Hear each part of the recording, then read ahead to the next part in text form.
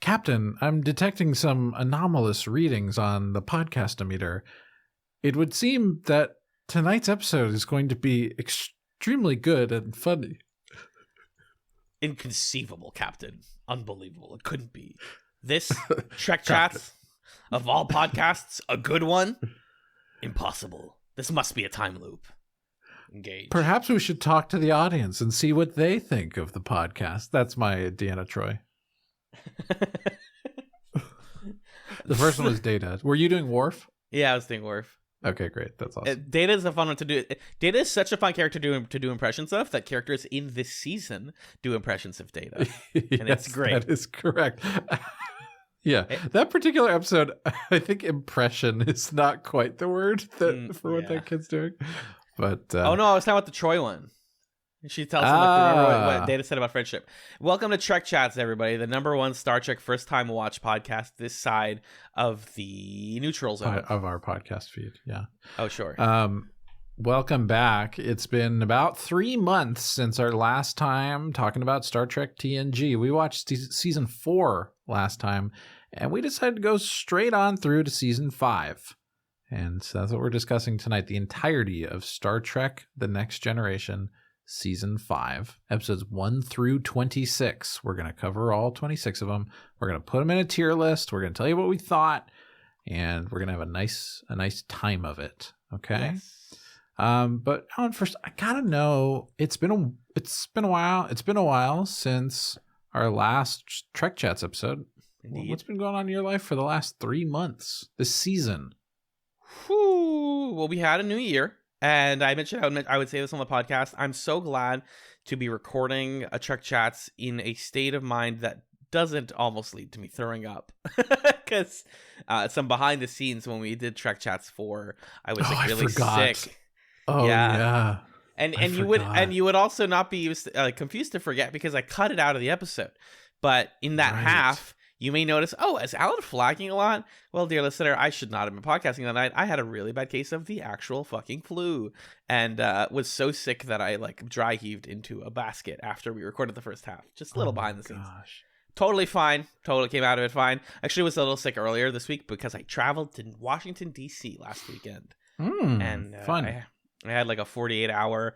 Am I cold? Do I have a cold? Am I dying? Oh, no, it turns out I'm just really tired.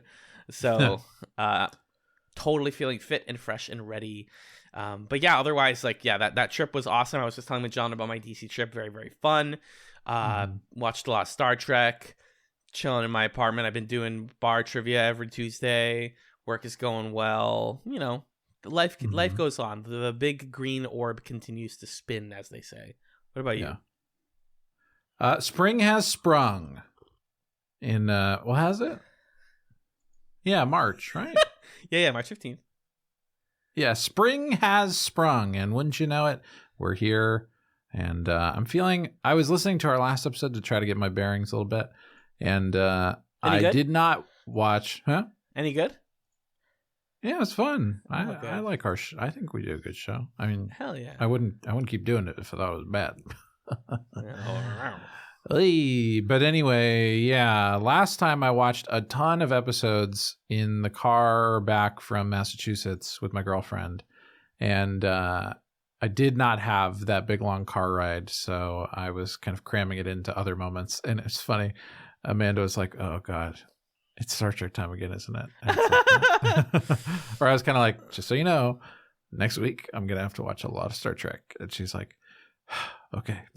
Yeah, it yeah. is a self-imposed curse that we put upon ourselves. We were actually also talking about this. We're going to make Bitter a more like deliberate effort to spread the viewing. I know we've been saying that, and it's kind of unrealistic to say like we're going to do it over the 3 months that we give ourselves. What we're going to do, just again for some behind the scenes, and so that we don't have our partners and family members and roommates be like, "Are you guys good? You're in like a where did you go? Where did you go? Oh, where you're dead. Been? You're functionally useless for a week. Okay, that's fine." Is we're gonna be actually watching over the 3rd month. So we're not going to watch over the whole 3 months because, I mean, realistically, what happens is we forget what happened. Like, it's so wild to me that season 1 of Chats was like recorded about episodes we watched months before before we recorded. It'll never stop being weird. So we're gonna condense it down to a month. We're still releasing every 3 months. Nothing is changing for you, the listener, but the way we are watching is gonna be more equitable, I think, for us. More intentional, yeah. Exactly. We'll do a halfway through the month private check-in, not recorded, just to be like, hey, how much have you watched? Where are you? Yeah, etc. Let's make ourselves watch the first half. Season 5 though, TNG, we did it. We made it. Let's talk about it. So I love checking in on general impressions, comparisons to previous seasons. Is this an upswing from 4, kind of a dip? Major themes, characters that popped off or were sidelined for you. What are your general thoughts on season 5? Yeah, I'm happy to provide them. So, like, the watch experience was super nice for me. I did a decent job spreading this season out. I definitely front loaded and then back loaded and didn't touch it for a couple weeks there, but otherwise I didn't feel myself crammed at the very end, even though I saved Time's Arrow for today so that I would have a finale thought nice and fresh. But I like where the dynamic of the crew is right now. I think everybody and we can talk about individuals, but I think everybody on the Enterprise is like so well realized and empathetic, and they want to care about each other and they love each other. There's a beautiful moment, I think it's in Time's Arrow, where someone says like, "Oh yeah," someone asks Data in San Francisco like, "Do you have any family back home? Or are you visiting family?" And he says, "Yeah," something like that. And I was like, "Oh, we're there." Like, the characters, even Data can say like, "Yeah, this is my freaking family, you guys." Kind of my weird, messed up, screwy family. I think that not everybody gets like equal billing this season. That's like a bigger issue than it has been in previous seasons. Yeah, agreed. It's like we complain about Deanna Troi not having enough good plots, and so they were like, "Okay, problem solved. She's barely in the season in a meaningful way." When she's there, she's still great, but there weren't as many Troi episodes, and the couple that we got were like kind of, which we'll talk about. Interesting. And I think as an overall season, it's like a really strong start with a couple of great episodes. The introduction of Ro Laren, played by Michelle Forbes, wonderfully. I'm excited to talk about her. And like a couple back-to-back really good ones. The reintroduction of Wesley, now that he's been in the Starfleet Academy for a few years. A TOS crossover episode that's fantastic. And then it sags. And I'm like, uh-oh. What happened to TNG Season 5? What's going on? And then by the back half of the season, we are right back on that train, and I am devouring every episode like it's a big chocolate bar. Yeah. What's the vibe on your end? Yeah. I mean, the reality of these seasons is they do not need to be 26 episodes long. Sorry to say, but like, wow, controversial. There's definitely chaff here. I obviously really enjoyed myself. I love TNG. It's a really fun show. I think you're spot on that like at this point the characters are there, and I at different points in the season felt like everybody was being underused because as soon as somebody came on screen, I was like, "Oh, Geordi, where have you been? I love you." And then you're with Geordi for a while, and then like Worf walks in, and you're like, "Worf, baby, Worf, why aren't you in every episode?" And then Crusher comes on, and you're like, "Dr. Crusher, you're so cool. My Like queen. it's at the point where there is not a character in the core ensemble of this show who I'm not super excited about spending time with, which is like a really great situation to be in. And I think even when like the sci-fi plots of individual episodes are not super engaging, the character stuff is honestly some of the best it's been, I think. Like there's some really deep tenderness and like ennui in a lot of the character focused plots of the season that really stuck with me. Yeah. Um Genuine surprise also, like actual episodes with reveals that I did not anticipate, which is refreshing.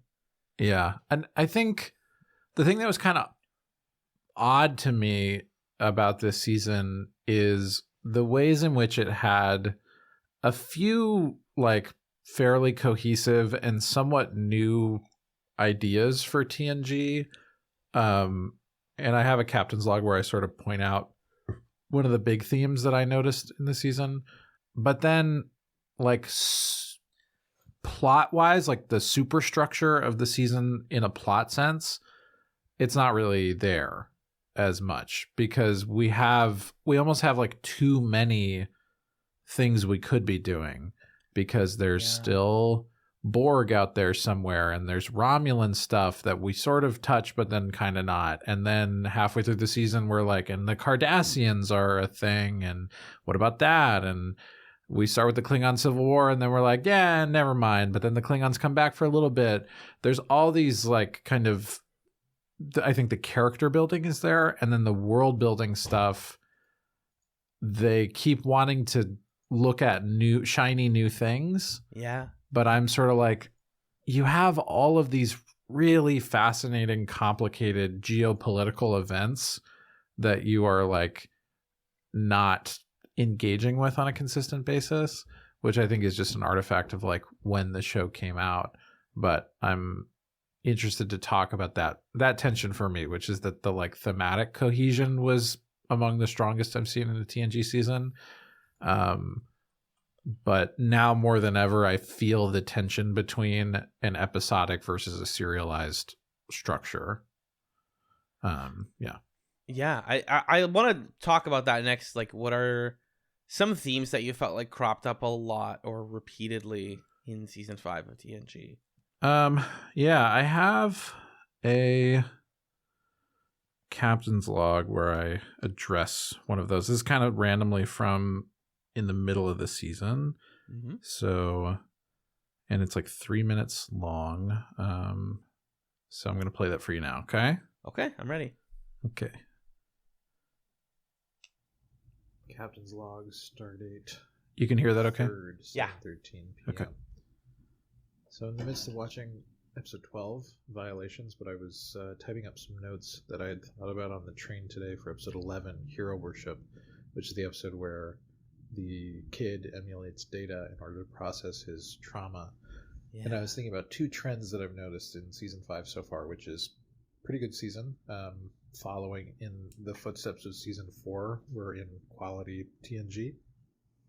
And whereas TNG, it felt like, or rather season 4, it felt like was really interested in familial relationships, it feels in particular that this season is interested in the position of children within familial relationships.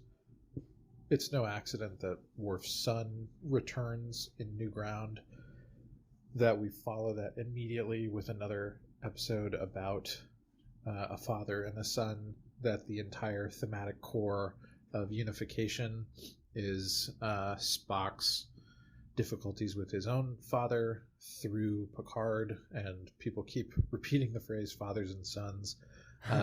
And I also find it interesting that in the midst of all that, the central antagonist of the season is spurred on by a complicated daughter-mother relationship. And so we're kind of seeing different characters who, both kind of one-off characters who are children processing traumatic events or moments and navigating relationships with parental figures, and then also adults who had to do that when they were children and didn't find the sorts of things they were looking for. So that was kind of the big thematic thing that I noticed.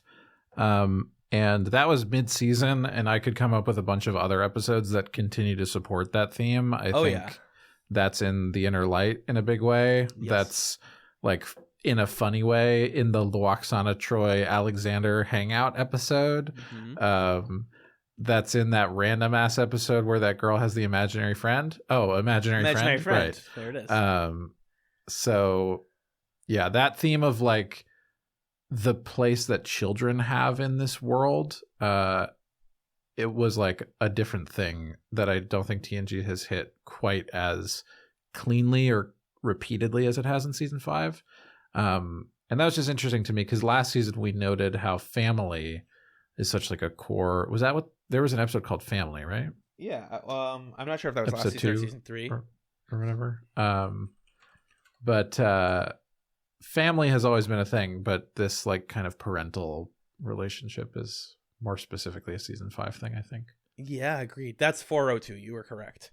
Yeah, I think children definitely come up a lot. It's so interesting to me that fans, like sci-fi fans especially, always grouse about like episodes featuring kids, right? Like every Star Wars, the Clone Wars episode skip list that it's like, oh, cut every droid episode and every kids episode. And it's like TNG could have really annoying kid episodes where it's like, oh, I'm a grumpy child and I can't be handled, or oh, I'm possessed and I'm scary. And it's like, no, they actually just treat the kids like kids who need to learn and talk about the value of like educating children in a meaningful way. And it doesn't mean like the kids act like adults. It just means the kids act realistically like kids. They complain about the right things. And I think that's like really well exemplified in this season in so many spots. I think also the show is starting to tackle a bit of like existentialism and why people like trying to decide what their life is about. Yeah. This especially obviously comes up a lot in the back half of the season, the back third even. Right. But like Ro Laren figuring out what her role is on the ship. And like Geordi, now after all of his situations in 3 and 4, being like, who am I on the engineering team? And everyone on the ship has this. You know, Picard deciding which funny jacket he should wear this week. Lots of character identity stuff. That jacket, dude. Oh my god, I wanted to talk to you about that jacket. That jacket is so fucking crisp. It's really crispy. Why did he get a jacket? Was Patrick Stewart just like, I'm cold on set, can I have a jacket or something? It's just out of nowhere. Suddenly he gets a cool little bomber jacket, but it is nice. Oh my gosh, I love it. The thing that kept bothering me is I think that Mass Effect and Mass Effect video games like wholeheartedly use this jacket as one of the things that Shepard wears on the ship, and I was like, whoa. I see. I have a quick question for you. Yeah. Okay. I don't want to say marry, fuck, kill on our podcast, but you understand. Marry the Ferengi premise. kill. Marry Ferengi kill. Let's say, okay, because I'm going to ask you about 3 outfits. So there's one that you get to wear for the rest of your life, one that you wear for a night, and one that you get rid of. Okay. The jacket, the Picard jacket. The dress uniform, officer's uniform for special occasions like weddings and whatnot. Yep. Where it's like a little longer. And then the classic jumpsuit that whenever anybody stands up, they have to like pull it down a little bit because it bunches up. As somebody who has a really big belly and has to pull down my shirt frequently, I can just strongly relate. I think that jacket, not the jacket, the last one you talked about, the suit, the skin tight suit. Yeah, the classic one. Yeah. What were the options again? You wear it for one time, a special occasion, or one night, or whatever. You wear it every day for the rest of your life, and you get rid of it. I think skin tight suit is wear it one night, just to like know what it feels like. Yeah. I think the jacket is the rest of my life. Yeah. I love having a comfy jacket. It fits for all types of climate, easy breezy. And then I think I don't need that fancy outfit. We can throw that out. What about you? Jacket for the rest of the life. I mean, that's an easy choice. Yeah. And then I think I switched the other two. I would love to know how the normal Enterprise outfit feels, but I can't pass up the fancy little dress suit that Picard puts on when he sees the love of his life being married to somebody else. Q? What a nice little thing. Q? Yeah, we talked about this last episode. I'm still a Q card shipper, 1000%. Thank God there was no Q in this season. Oh! That's why it was such a relaxing experience, because there's no Q. I hate you. Not a fan of you anymore. By the way, Google... But there's also no, what's his face? The guy, sad guy, nerdy guy who we love. I really want to let you get to it. Fuck, you just said his name before we started recording. Did! I can see his round little face. His cute mouth in my mind, and I just can't remember the cat's name. I don't want to tell you. Shoot, what is it? Reginald Barclay. Barclay. Sheesh. It's hard to remember, to be fair. Okay, so the jacket. Google says for a couple reasons. Number one, Picard wanted the captain to look different than everyone else. Okay. Robert Blackman, the person who designed it, wanted to make Picard stand out from the rest of the crew at the suggestion of Patrick Stewart. The other reason, according to an article on Looper, this is just like a fan theory, is that Picard wanted to embrace his individuality more after escaping the Borg collective. He started dressing differently. It's, a fun theory, I think. Sure, that's interesting. But yeah, that's a cool blending of the real life, which is Patrick Stewart was like, can I look different? And the character of Picard going, hey, can I look different? Yeah, and those two things lined up nicely. Very interesting. Okay. For sure. Gosh, what other big picture stuff is there? I mean, like you said, so this is the last season of Star Trek to premiere on its own until Voyager's 6th season. So from here on out, we're intersecting different shows are coming out. As I mentioned before, a movie came out at the same time. So the TOS movies are still coming out, Undiscovered Country, which is what the 2-part unification episode is a crossover with. Partially. I think Undiscovered Country is the Whales movie, if I'm not mistaken. Yes, I do believe that's correct. Pretty cool. Still haven't seen any. I've seen a lot of TOS. I just haven't seen the movies. Last season to feature the title of the show in the opening credits, or they changed the way that looks, the blue background streaks, I guess. Interesting enough. No, one of the only seasons with no Q.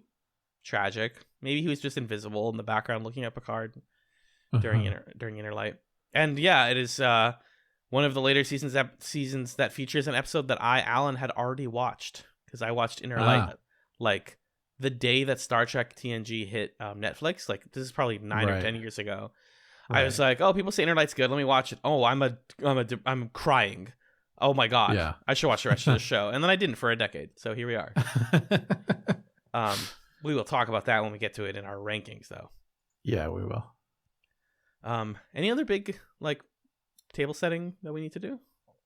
I don't think so. I'm a big general character stuff we'll get into more as we go on, but this is just me wanting to give a shout out to Geordie LaForge. Yes. I feel like they wasted that man this season. Mm-hmm. They keep doing this thing where they don't use Geordie, and then in the back quarter of the season they do 2 episodes where it's like, hey, remember Geordie? He's in it.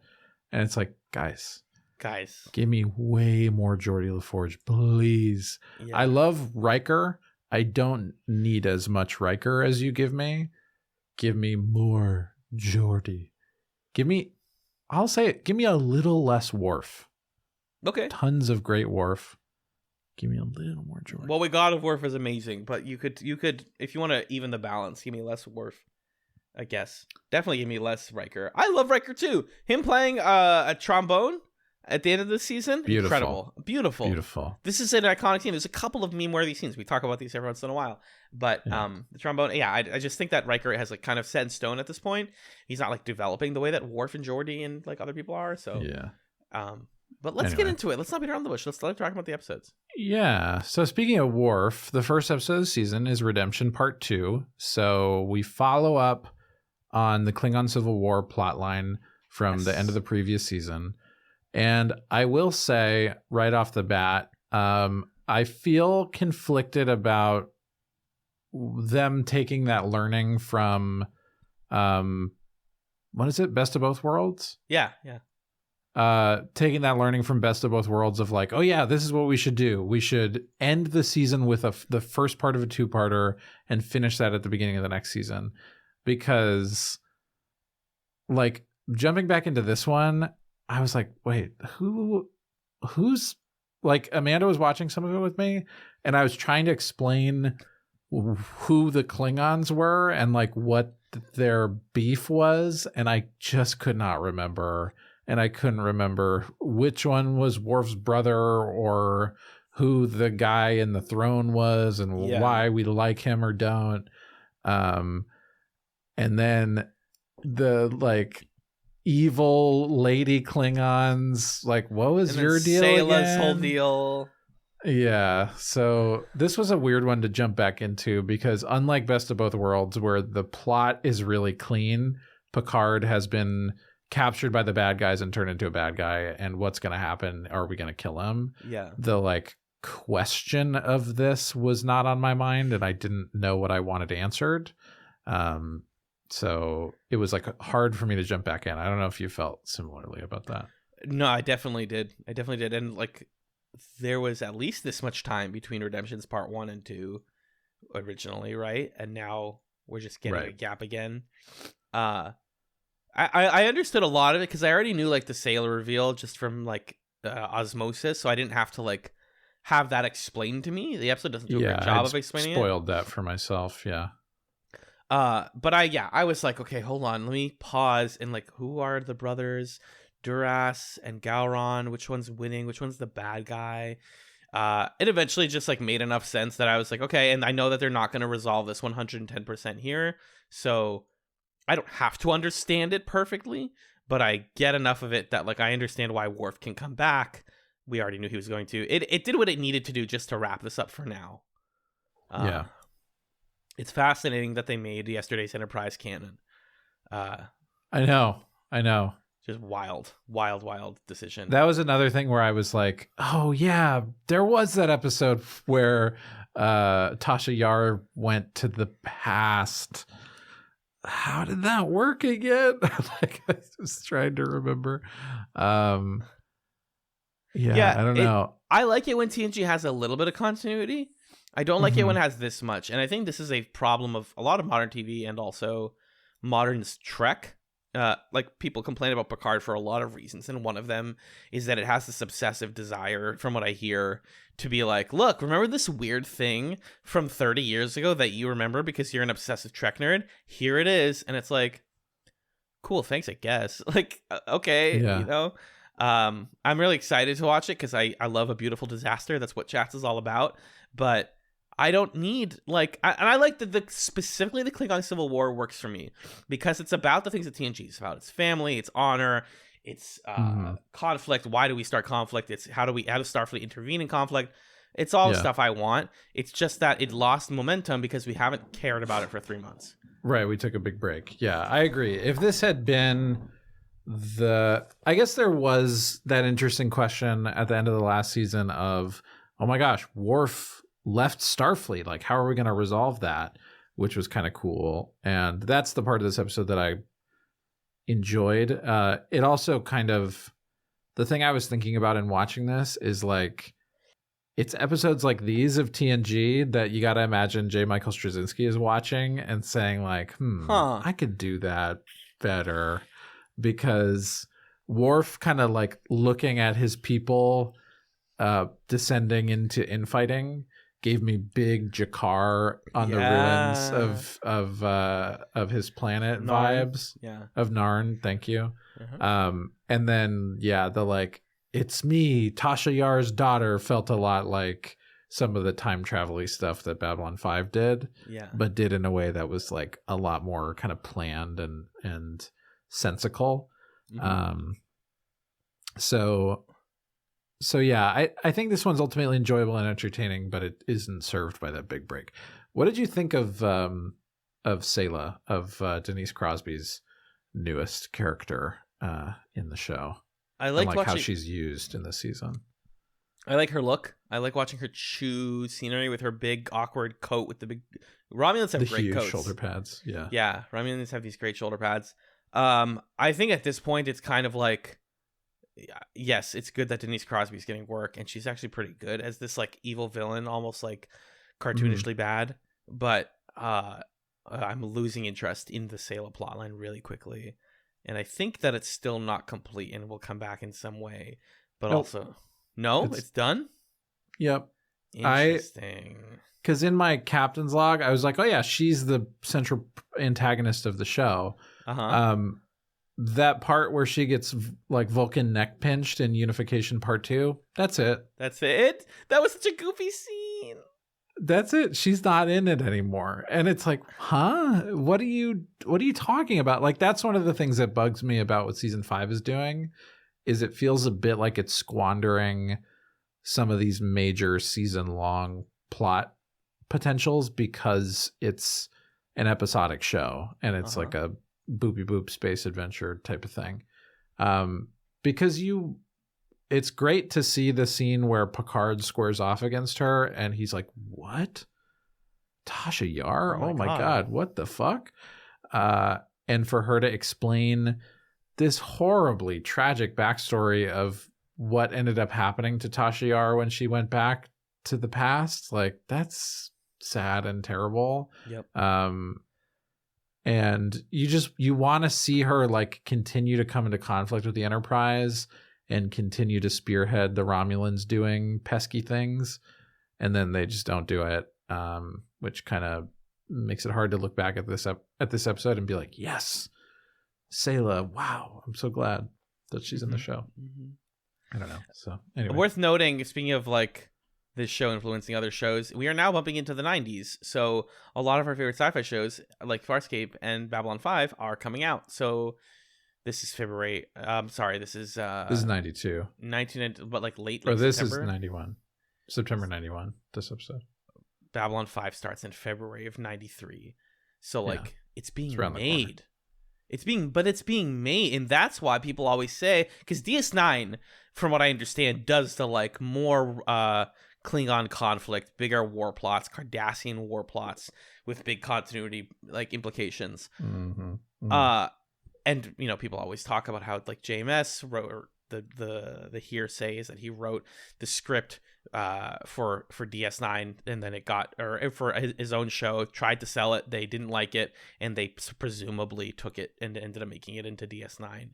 And so this is where like all of that is now starting to happen, is you start to see the seeds of like, he sees an episode like Redemption Part 2 and goes, interesting war, let me write something about a war that actually like, and like, what if we did this on a space station, how does that interact with the war? Oops, Star Trek just made that like a year later. So I digress. This is a fascinating time for TV production and sci-fi television, like building up on itself. But Gowron wins the day for now. Duras' legacy still lives on. The bad guys are not all dead. And like I said, yesterday's Enterprise is canon, so anything is up for grabs. Where do we rate this one? It's hard. I've been trying to nail like what the curve is for season 5. This is like B to A for me. I don't know that I would go S here, but I could be persuaded to go A if you felt strongly about it. I think you recently brought up the concept of hell yes or no, and we started using that on the Quorum, actually, in my other podcast. Like, if something is not like a hell yes, we're not keeping it. And I think that this is not a hell yes, so I'm okay putting it down to B. Although I gave it an A in my rating. So before people are like, what the fuck? This by itself is an A brought down to a B because it's been so long that the emotional stakes drop off a lot. Yeah, just contextually in the season, it doesn't have a lot of consequences, and it doesn't, like, it's not a best of both worlds where the rest of the season is about the fallout of it. Yeah, also. It's not about this anymore. Yeah, it's just like, okay, well, it's done. Worf's back to doing his thing, and on we go. My last note about this one, Data deals with a guy named Hobson on the Enterprise because he's temporarily made captain. And this Hobson guy keeps undermining him and being racist towards androids.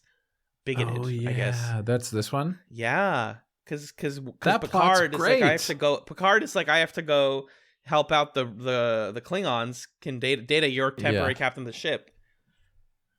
And this they even send Data to a different ship in like the yes. armada or whatever. Like Yes. Data shows up and he's like, hey, I'm your boss for the day. And everyone's like, cool. And Hobson is like, No. You're a freaking robot. I'm not listening to you. Dumb robo. And then the solution is that they shoot the invisible cloaked Romulan ship. And that's how they get found out. And they're like, okay, we can't hide anymore. We were going to blow up your ship, but we got to leave. And he saves the day. Data rules. Yeah. Is that enough to give you an A, though? Yeah, I think so. I really like the Data plot in this one because I like how he rolled in and the dude was like, we should do this instead. Like, there's this moment where the guy starts telling everybody else to do something different, and Data was like, actually, you have to go through the proper channels. Yeah. And then Data, like, does accept his idea, but makes him do it in a way that respects his authority. And it's like, yeah, that's awesome. The cream. This is cool. So me watching Data get his authority is like watching the ice cream guy eat ice cream. And he's like, the cream. That top note. Just as satisfying, yeah, at a deep visceral level. I'm ready to talk about 502 if you are. Darmok. Did you know that your brother used to have Darmok as his Facebook profile picture? Really? Yeah, isn't that so weird and specific? I want to like ask him why. I love that. I was like, where have I seen this alien before? And then I went on Facebook and looked at his old pictures, and I was like, oh my god. No, it's his current Facebook profile picture. Hold on. Since March of 2020. Go to your brother's pic thingy. Oh my god, that's hilarious. That's so funny. I wasn't able to watch with Arthur this time around. Our schedules didn't line up, but Arthur said if he could watch one with me, it would be Darmok. And I was like, okay, this will be good. One. But I was not prepared for how good it is and in what way. Yeah. Oh my god, this episode is fucking fantastic. DS9 TNG Season 5 is incredible at unraveling really good plots and not revealing what makes them good until like at least halfway through. Oh my god, his picture is Darmok. What are you talking about? That is so interesting. Incredible. Darmok, for those who don't remember or haven't seen the episode, is about Picard landing on a planet thanks to these aliens who for some reason warp him down there and give him no way to come back. And they also drop down their leader, whose name is not Darmok, but we end up calling him that because it's one of the words he keeps saying. So he's speaking a language that Picard can't speak, and he doesn't understand English or whatever, and the translators don't work. So this is we removed technology and figured out how people interact with each other. So it is an episode about language and how we communicate with each other and how we understand each other. It is aesthetically very much inspired by the film Enemy Mine, which we watched a little while back. I really felt like we were just going to be doing Enemy Mine for a while, minus the male alien pregnancy situation that movie goes into. Right. But no, when it leans into the language stuff, you realize this is why I like Star Trek. It's about people and how we exist and why we exist and how do we talk to each other. What does language even mean? And what does it mean when we lose the capacity to understand others?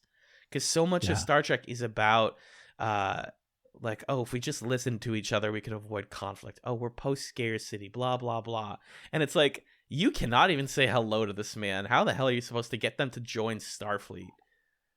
Right. Temba, his arms wide. It's so dope because these aliens speak in metaphors. So he keeps saying things like Temba, his arms wide, which is like a reference to a person named Temba in their history who welcomed someone with his arms wide. And it's like watching Picard solve that is one of the most satisfying plots in all of TNG. I freaking loved it. So cool. And such a for a guy like me who's the translator microbes jerk from when we watched Farscape, and I would always get annoyed when things didn't idioms didn't translate or people didn't understand each other or whatever, little things like that. In a show where you have a universal translator, what a genius way to have a plot where characters can't communicate by saying they're communicating in proper nouns. So there isn't a literal translation for the things that they're saying. Those translations are deeply embedded in their culture and the way that they communicate with each other. And I've never seen a sci-fi plot where that is the mode of communication. But like you said, it's such a satisfying puzzle to watch the characters figure out. And to see Picard by the end of the episode, like the Enterprise they're scrambling to communicate, and then Picard gets back on the ship and he's learned all of the metaphors and kind of symbols and codes of the language. So he can communicate this complete message about how his companion from their society fought valiantly and died, and I want to honor him, and here's his knife back. And they're like, no, keep the knife, you should keep it. And that exchange happening in this set of codes that has also been taught to us, the audience, so that we can engage with it on that level as it exists in the text, is like an incredible moment of science fiction storytelling that I absolutely adored. So this episode was awesome. Darmok and Jalad on the ocean. Yeah, I mean, like, there is a whole wiki page for the Temerian language if you just want to read all of these. The beast at Tanagra, which is a problem to be overcome. But, like, yeah, that scene where they have, like, it's dark and then he's trying to get the fire. And Picard is like, is this a gift? Are you giving me something you like? Are you threatening me? Mm-hmm. It's just so interesting because, I'm endlessly fascinated by how Star Trek it tells us, like, this is a society that has everything they need, and then takes that from them and says, like, what are the people behind, like, when you don't have that technology anymore, you don't have a translator or a replicator, what kind of person is Picard? And the fact that, like, he tells the Epic of Gilgamesh, because on a fundamental level, that's a story of humanity, of, like, good triumphing over evil.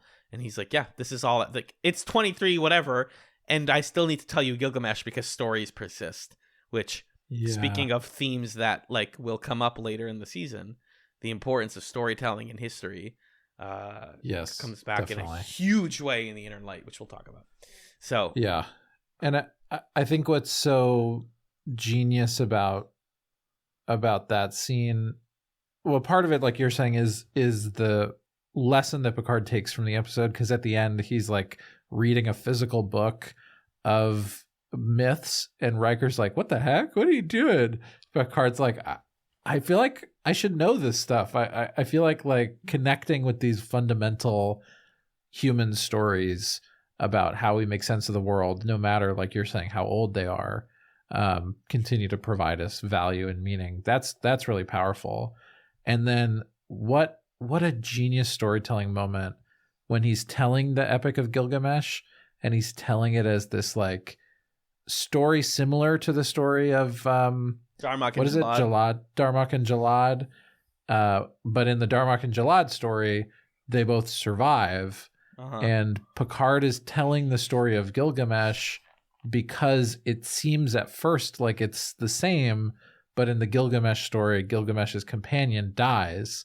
Right. And so Picard is, like, processing this really anguished moment of, like, having bonded with this stranger and then having to watch him die. He's using the story of Gilgamesh to, like, be at peace with that as it's happening to him. Like, holy fuck, this is so good.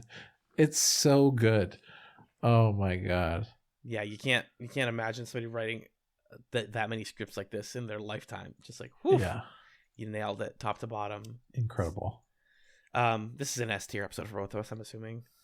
Oh yeah. It's one of the best of the show, probably. Definitely one of the best of the season, I think. Yeah, absolutely. It was nice to get like right after the two-parter, just be like, oh my god, a banger, let's go, season 5. Yeah.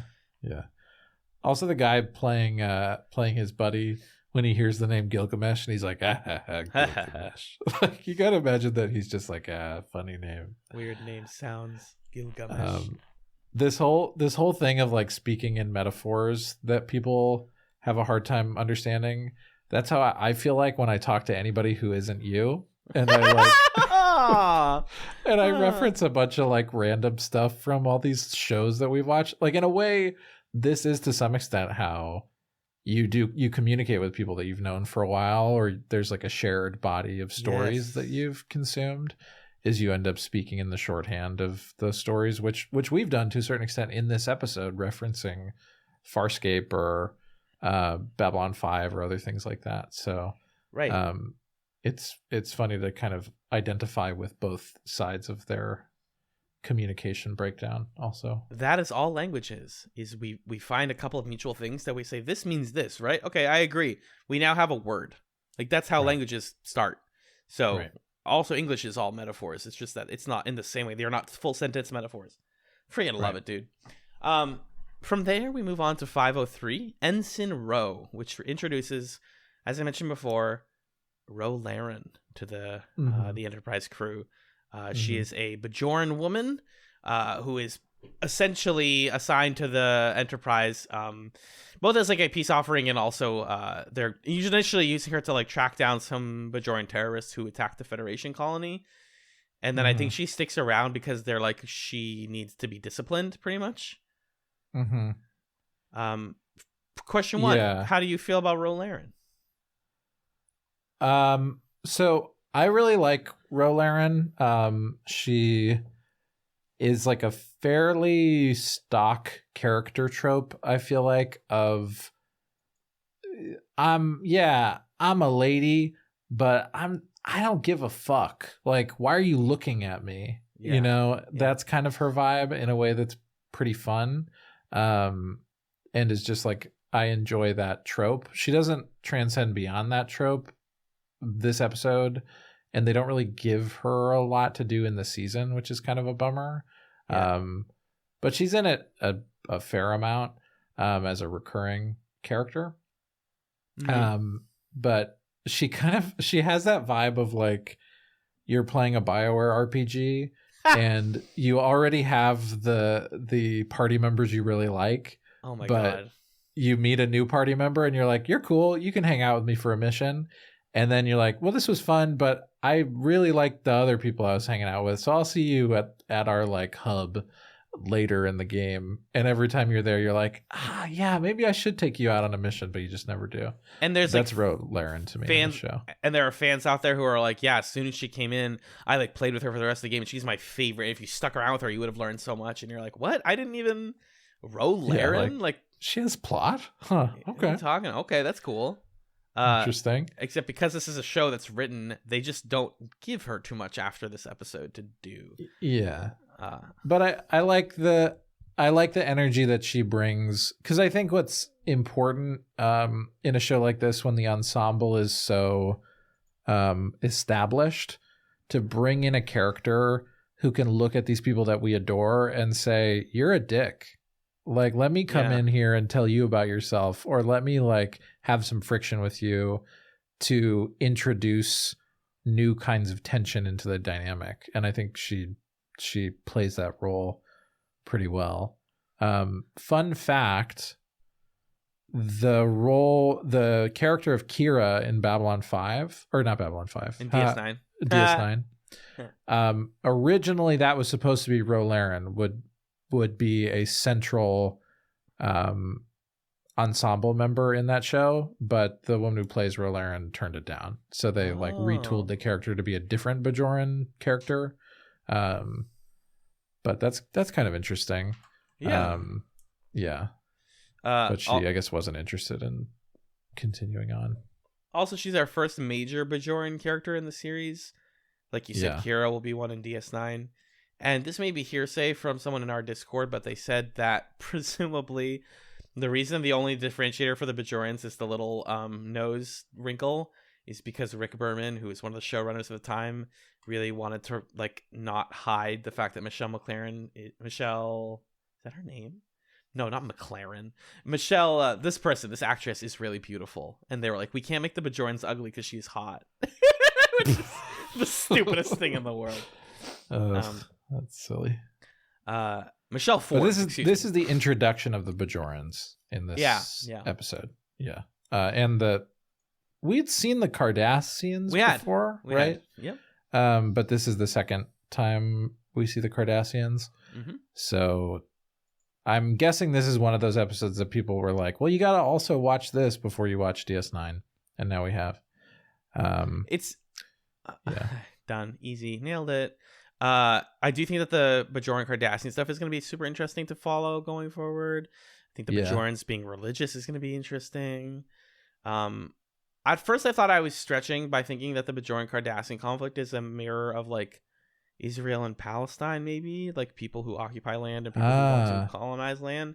Interesting. But as we'll talk about when we get to unification, the showrunners of Star Trek since TOS are not afraid of just directly referencing real life history and conflicts from history and just putting a sci-fi twist on them. So I'm just saying, tell me if I'm wrong out there. I don't know. That's what I got the vibe of, is what I'm saying. This is what I read it as was because the thing that ends up happening in this episode is there's some fishiness around what is Starfleet doing. There's some shady business. Clearly, Ro has like a... Should we call her Ro? Because that's technically her last name, but... Well, it's Ensign Ro, I guess. Ensign Ro, yeah. Anyway, it's like, okay, she's clearly got another mission, and then it seems like the vibe is Starfleet is under the table going to be funneling weapons and money towards the terrorists so that they can fight the Cardassians. And at that point, I was like, is this like an Iran-Contra thing? Or is there Palestine? Like, yeah. Yeah. Is this like a, Cold War America fucking around in Latin America kind of thing? Yeah. What the heck? But then they kind of do... Then what it is, we're actually going to deliver the terrorist leaders to the Cardassians as like a peace offering, which is a little different. But definitely I think this is an episode that's getting into the messiness of like late Cold War politics in a way that I thought was fascinating. Yeah. So it sounds like from Google that there wasn't one single inspiration for this conflict. One of them was definitely... Israel and Palestine. Also, like, the conflict in Haiti, the conflict with the Kurds, the Holocaust. Like, it's all there. Homelessness, terrorism, how those things intersect, etc. But I mostly liked for Ensign Ro. I think she's just fun, and I love a mean woman. You guys know this about me. A woman who's like refuses to compromise and hates people, hates men especially. Fantastic. Yeah. That scene where she's walking with Picard and she has the shirt tucked in and has the sleeves rolled up. Sheesh is all I'm saying. Yeah, Ivanova on her mission. Exactly. Is that? I thought that was Tamarian. It's a metaphor. Yeah, it was. Oh, perfect. Oh, Ivanova on her mission. You're right. The also just Guinan being like, an unstoppable force. Well, nice to meet you. My name is Immovable Object, and I'm here to ruin your whole day. Is delicious. She's just like, how you're mean and you hate everyone. Weird. I love everyone. I think everyone's really cool, and I want to be friends with you specifically. Don't leave me. And it's like, oh god. Ro's like, because Guinan makes this point. Like, Ro Laren goes to the bar and goes to 10 Forward and like sits and drinks by herself, and And then Guinan comes up to her and is like, did you want to meet someone? She's like, I want to be alone. And Guinan's like, nobody comes to a bar to be alone, which is true. Why would you come? Like, I've done this. I've sat somewhere hoping that someone would talk to me. It's like such an easy read. Ro is somebody who's like really easy for a person like Guinan to just break right through. And I just wish we got a little more of that, and we got more of that through the season, because Ro seems like she has a lot going on, and I don't know when we're going to get to see it. Yeah. Definitely could have used her a bit more in the season, and not to spoil too much, but it's my understanding that we do not see very much of her after this point, after season 5, unfortunately. Which feels like a missed opportunity, but I think the fan response to her is like, people think she was fine, and then they don't like where her plot ends, I think in like season 7. So we'll put a pin in that. And she does come back in this season. That's not to say she's like not here, but I see. Also the part where they tell her, you're in Starfleet, you have to dress like we do.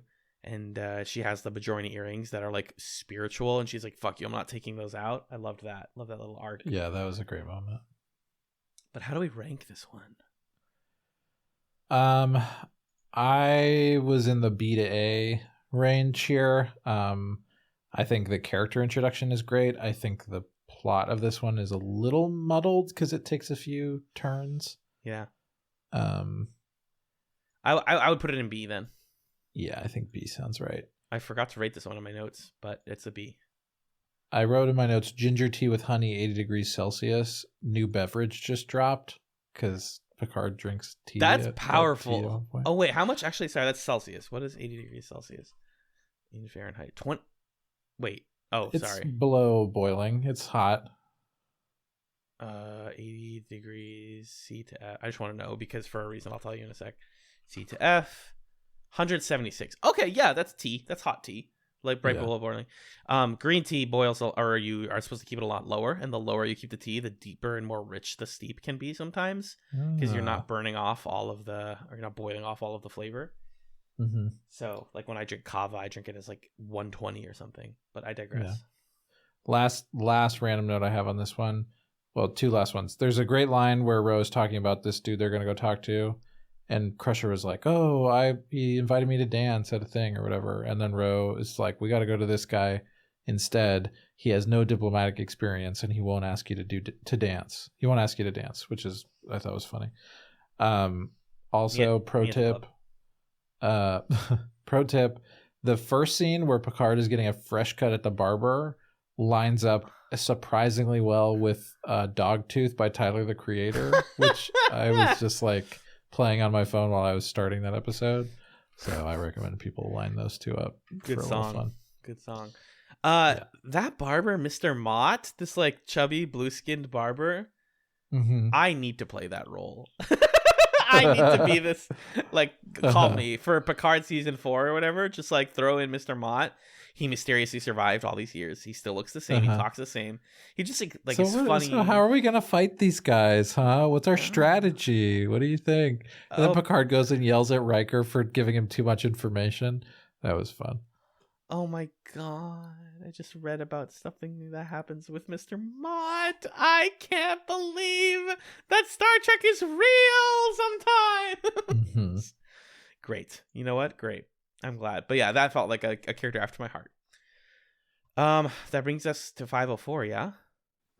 Silicon Avatar. This one, in reading my notes, totally I totally forgot about this one. Stacked up against the season that follows it. At the time that I watched it, I was like, oh, B to A. But I barely remember this one. From what I do remember, there's the lady who's racist to Data. Yep. Oh, and there's the return of the crystalline entity. Yeah, from season 1. What episode was that? I was like, what are you talking about, the crystalline entity? That's from Data lore. It's the lore episode, because lore was like going to work with the crystalline entity. Right. Yeah. It's weird that they brought the crystalline entity back specifically. And why didn't we get another lore episode? I would have loved that. All that stuff at the beginning was nothing for me. The android racism was like fine. And I think where this episode worked for me was that the woman it like hates Data. So it kind of reads like a Twilight Zone episode if you like look at it on paper. I'm trying to get her name, but the woman survives this attack from the crystalline entity on the planet, and she's trying to get the Enterprise to help her prevent it from happening again or fully destroying the planet or something. And she's working with Data, and she's like, I hate Data, I hate androids, whatever.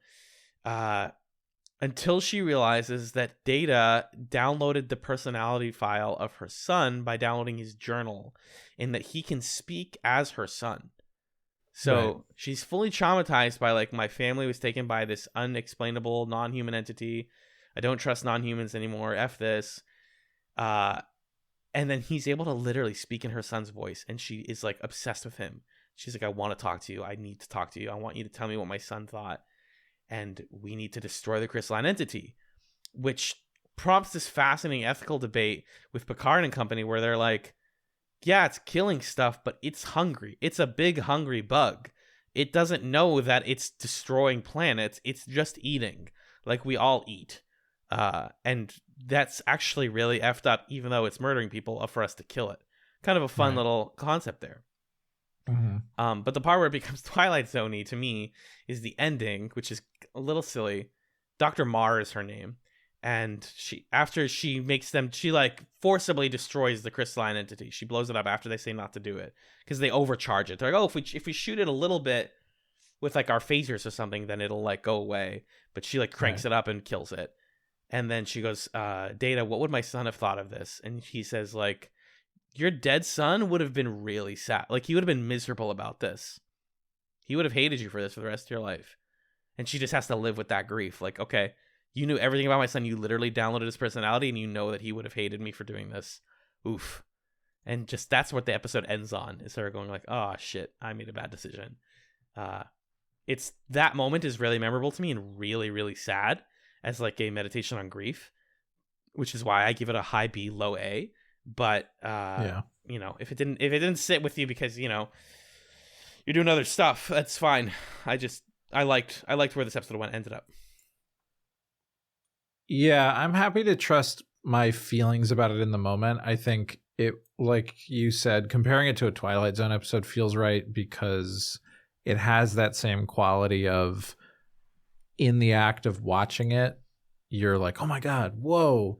And then you just kind of put it down and walk away from it. And it isn't really that consequential of a storytelling experience for the rest of the show anyway. Yeah. So if you want to give it an A, I'll be okay with that.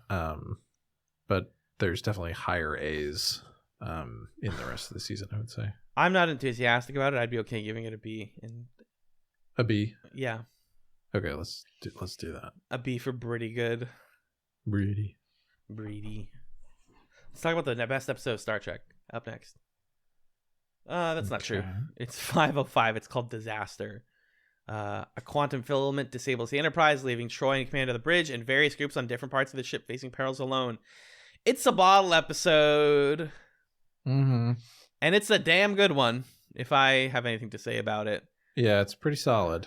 Yes. Just, this is what happens when you split the crew up. And this is a thing you can only do in a later season of your show because everyone knows each other and they have individual storylines instead of like everyone needs to talk to each other. It's like the ensemble theory that we always talk about, like, oh, everyone works well if they can interact with everyone else. It's like, no, actually everyone works well if they can be by themselves in a cool way, or, you know, shuffled up. We get Keiko having a baby delivered by Worf, which is hilarious. Worf is not the right person to have deliver your baby. He says to her, now's not the time for contractions. A great Keiko. Job. No, he does. He comes through when it matters. He just those moments, he's not quite as good. But no, he does get it eventually. I love Worf in this.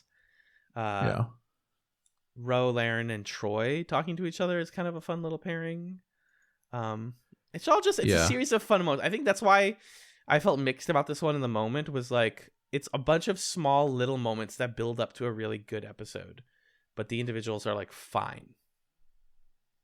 I mean, I think there's not a ton of cohesion kind of by design. Like, there's all these different vignettes of different characters hanging out or interacting. You can't tell me Picard in the elevator with the 3 kids who become his crew is not awesome. That's probably my favorite of all the plots. That part's adorable. And the bit where he's injured and he tells them to go on without him, and that's an order. And then the little girl, like, you know, confers with the rest of the crew. And she's like, we decided we're not leaving you. And Picard goes, well, you know, this is mutiny, but all right, fine. And then at the end, when he says number 1 and she responds to it the same time Riker does, that's great. Oh my God. And the little kid who was like head of radishes or whatever. When they give Picard the gift at the end, he's like, I made the back. And he turns it around and it's like a decent back. But it's like, thank you. Good job for making the back. I love that plot. I also love being on the bridge, and Ro Laren, I think, is trying to kind of take charge of things. And I almost said Conan O'Brien, but that's not his name. O'Brien. O'Brien throws his weight behind Troy because he says, well, technically Troy carries the rank of lieutenant commander, so she's the highest ranked officer on the bridge. She's our boss right now. The wiki says this is wrong, by the way. Huh? The wiki says that's wrong. That's not how the line of succession would work. But Really? Not to be like the rules guy, but yeah, I believe that's not the person who it's supposed to be. Oh, who would it be? O'Brien or somebody else? Does it say? It does say. It's just that I'm not finding it again. I'll find it while you keep talking. Oh, here it is. Following the procedure, Troy should not have been in the chain of command. He decided to bend the rules for the sake of drama. Okay, they don't say who it should have been. I see. But yeah, I agree. It works. I'm glad they did it. Also, they put O'Brien and Ro together so that they could see how they would interact on DS9. And then she wasn't on Really? DS9. Yep, that's why they put them together in this episode. They were thinking about that this early? Well, yeah. It had already been like filming, right? I guess, yeah. Whoa. Mm-hmm. Yeah, okay, that makes sense that they would want Ro to then bridge into DS9 because it's premiering in the next year. Exactly. Okay. That's why she's not in this season too much. Also, it's like in theory, you'd be like, okay, here's Ro. She's on a ship. Here's her deal. Okay, she's out of here. Peace. Right. But that didn't happen. That's fast. I wonder why she didn't do it. No. She did not want to make a regular television role. She didn't want to be a regular role at the time.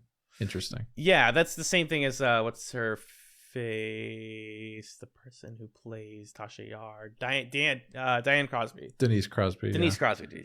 Sorry. She was also offered a chance to return on Star Trek Voyager, but again turned it down. Dang! Wow. She comes back. She comes back at Picard. Don't tell anyone. I know. I've seen the picture. Oh my god, that's wild. Picard. That show sounds so fake. Rate this episode for me. This one's an A to me. Yeah. I think it doesn't quite cohere, but the individual plots were satisfying. And Riker hangs out with Data's head. That's fun. Data's head. They made that prop, and they were like, "We are going to use it this season. God damn it, we're going to use it at least twice." Yeah. Let's talk about the game. Oh, the Michael Douglas movie. We could. It's an interesting movie. So what would happen if everybody on the Enterprise, except for Wesley and that one really cool actress, became gamers? Wouldn't that be sad? What a strange episode this was. Totally forgot about it. Especially as a reintroduction of Wesley, who comes back again in an amazing way later.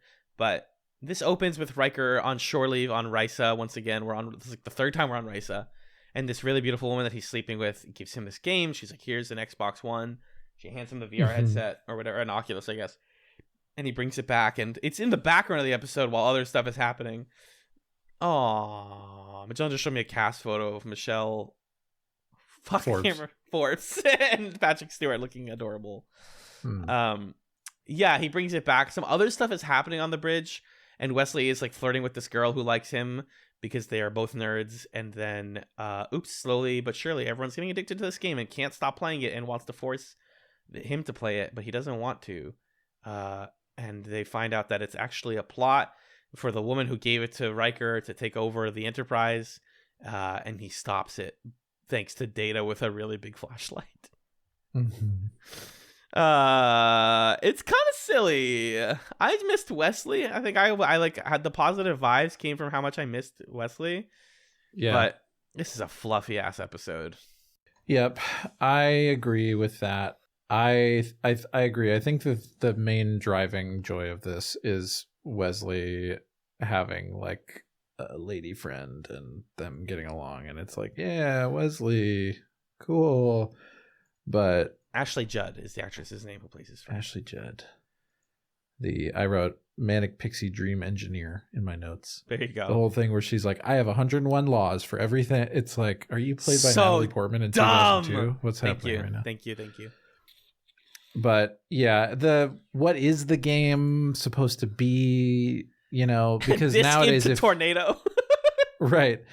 Nowadays, if this episode hit TV, it'd be like, okay, they're doing a thing about apps or smartphones or something. Are you trying to say something with this? Are you not? And it just seems like something you want to do. Is the game like giving people little tiny orgasms or something, or what? I think it's just giving them really intense dopamine hits. It looks like they're getting hit. Yeah, it looks like they're getting orgasms though. So this is a B to me, I think. think it's a B on the strength of Wesley. Yeah, I was gonna lean C, but I think that he brings it pretty hard. I just missed him. I had a couple notes on this one that I wanted to uplift. One, Wesley mentions that there's a Sadie Hawkins dance at Starfleet Academy, and it's just funny to me that somehow those still exist. Do they exist now? I mean, yes, obviously, but probably not to the extent that they did when the show was being written. Right, not as common. So it's just funny that he's like, oh, the Sadie Hawkins dance is coming around again, and nobody wants to go with me. And then, okay, this is what I wrote. Okay, I see the game as a sex toy, and this whole plot as Wesley and his new friend experimenting together. This is from my notes. I was really trying to entertain myself. In this context, Picard saying "come" is an invitation into the sexual world of adults. And then I wrote, the mother figure voice gets more faint because Beverly is the one who tells Wesley to play the game. You're being shoot off stage with a big cane. Right, there's something Freudian about that. Anyway, and then I said, actually, what this episode felt like is all of the years that I spent not having an Instagram account and people being like, no, you gotta get on Instagram. And then I finally got on Instagram in 2022, and it felt like the moment where Wesley was forced to play the game. Anyway, I'll shine a big light in your head and it'll go away. Thank you. The moment where Wesley talks to Picard's like, did you talk to Boothby? Because remember when Wes left, he was like, tell Boothby I said hi. And he's like, yeah, Boothby didn't recognize you until I told him who you were. I was like, oh my God, I'm so sad. You can see Picard go, oh, my hero. My friend. What? My one friend. This comes back later in the season. Yeah, we will talk more about Boothby. Okay. Then we had this little chunky little two-parter, Unification, parts 1 and 2. Dedicated to Gene Roddenberry. Yeah. Which just passed away during the filming of this season. Yeah. So the gist of the plot of both of these episodes, and then we can kind of talk about the particulars of how we would rank one versus the other. The gist is, okay, Spock, Spock. It turns out he's hanging with Romulans. What the heck is up with that? Picard, you better go figure this out. All right, let me go talk to Spock's dad. Hey, Sarek, your son's talking to Romulans. Sarek's like, he probably thinks that we can unify or some shit. Picard says, okay, that's weird. I'll go try to talk to him. And then we go into this whole thing about how there's a underground group of Romulans who are trying to rebel against the Romulan government, and they want to reunite with the Vulcans and become one society again. And Spock is like single-handedly trying to orchestrate that, which is wild. A wild thing. Picard calls it cowboy diplomacy, which is the first of 2 times in my notes that I wrote that Picard is a huge narc. That's one of those times. Yeah, but also he's not wrong. This is Spock thinking that he can like single-handedly bring these 2 planets together is funny. And then it turns out that there's a scheme with Sayla, and she's trying to create like a computer Spock to basically Trojan horse an invasion of Vulcan. And then we beat the bad guys, and that's it. That's Unification parts 1 and 2. What were your thoughts on this one? Did you feel like one half was stronger or weaker than the other? I think the writing is really good. I think these are not like visually really interesting episodes, even though I love Vulcan culture, and obviously I'm a huge fan of Spock. He's one of my favorite, probably like top 3 Star Trek characters overall. He's great in TOS. He's amazing in Strange New Worlds, and he's great in this. It was amazing seeing Leonard Nimoy again. Rest in peace to the absolute god. I understand though that my nostalgia is a big reason why I like this, but I do think that the Romulan and Vulcan plotline has always been pretty interesting, and in this episode felt even more like, speaking of episodes or plots that seem like they may be referencing something in real life, this is a big East and West Germany situation, right and which lines up with time and lines up with what they would want to care about. So I think that like minute to minute watching this, I was not so into it, but I really, really cared about like what's gonna happen to the Vulcans and the Romulans. I would love seeing Spock. It took the whole first episode for them to tease him, and I was like, please just fucking show me Leonard, please show me Nimoy. And then they do at the end of the first one, and I was like, yes, there's my dad, there's my real dad. But then like part 2 just gets so actiony and silly in the way that part 2s always do, and the stuff with Sayla and like Spock neck pinching her is just like, it's cool to see him neck pinch someone, but like they immediately get rid of this villain that they could have kept around to be interesting, and they're just like, oh, she was cartoonish to start, she's done, bye. Yeah. I just love Spock so much. It's really hard. I immediately gave both of these S's. I don't think that's realistic, but I care deeply about this character, and I'm there with the fans who are like, oh, the Spock episode, he's back, he's gonna fix the culture.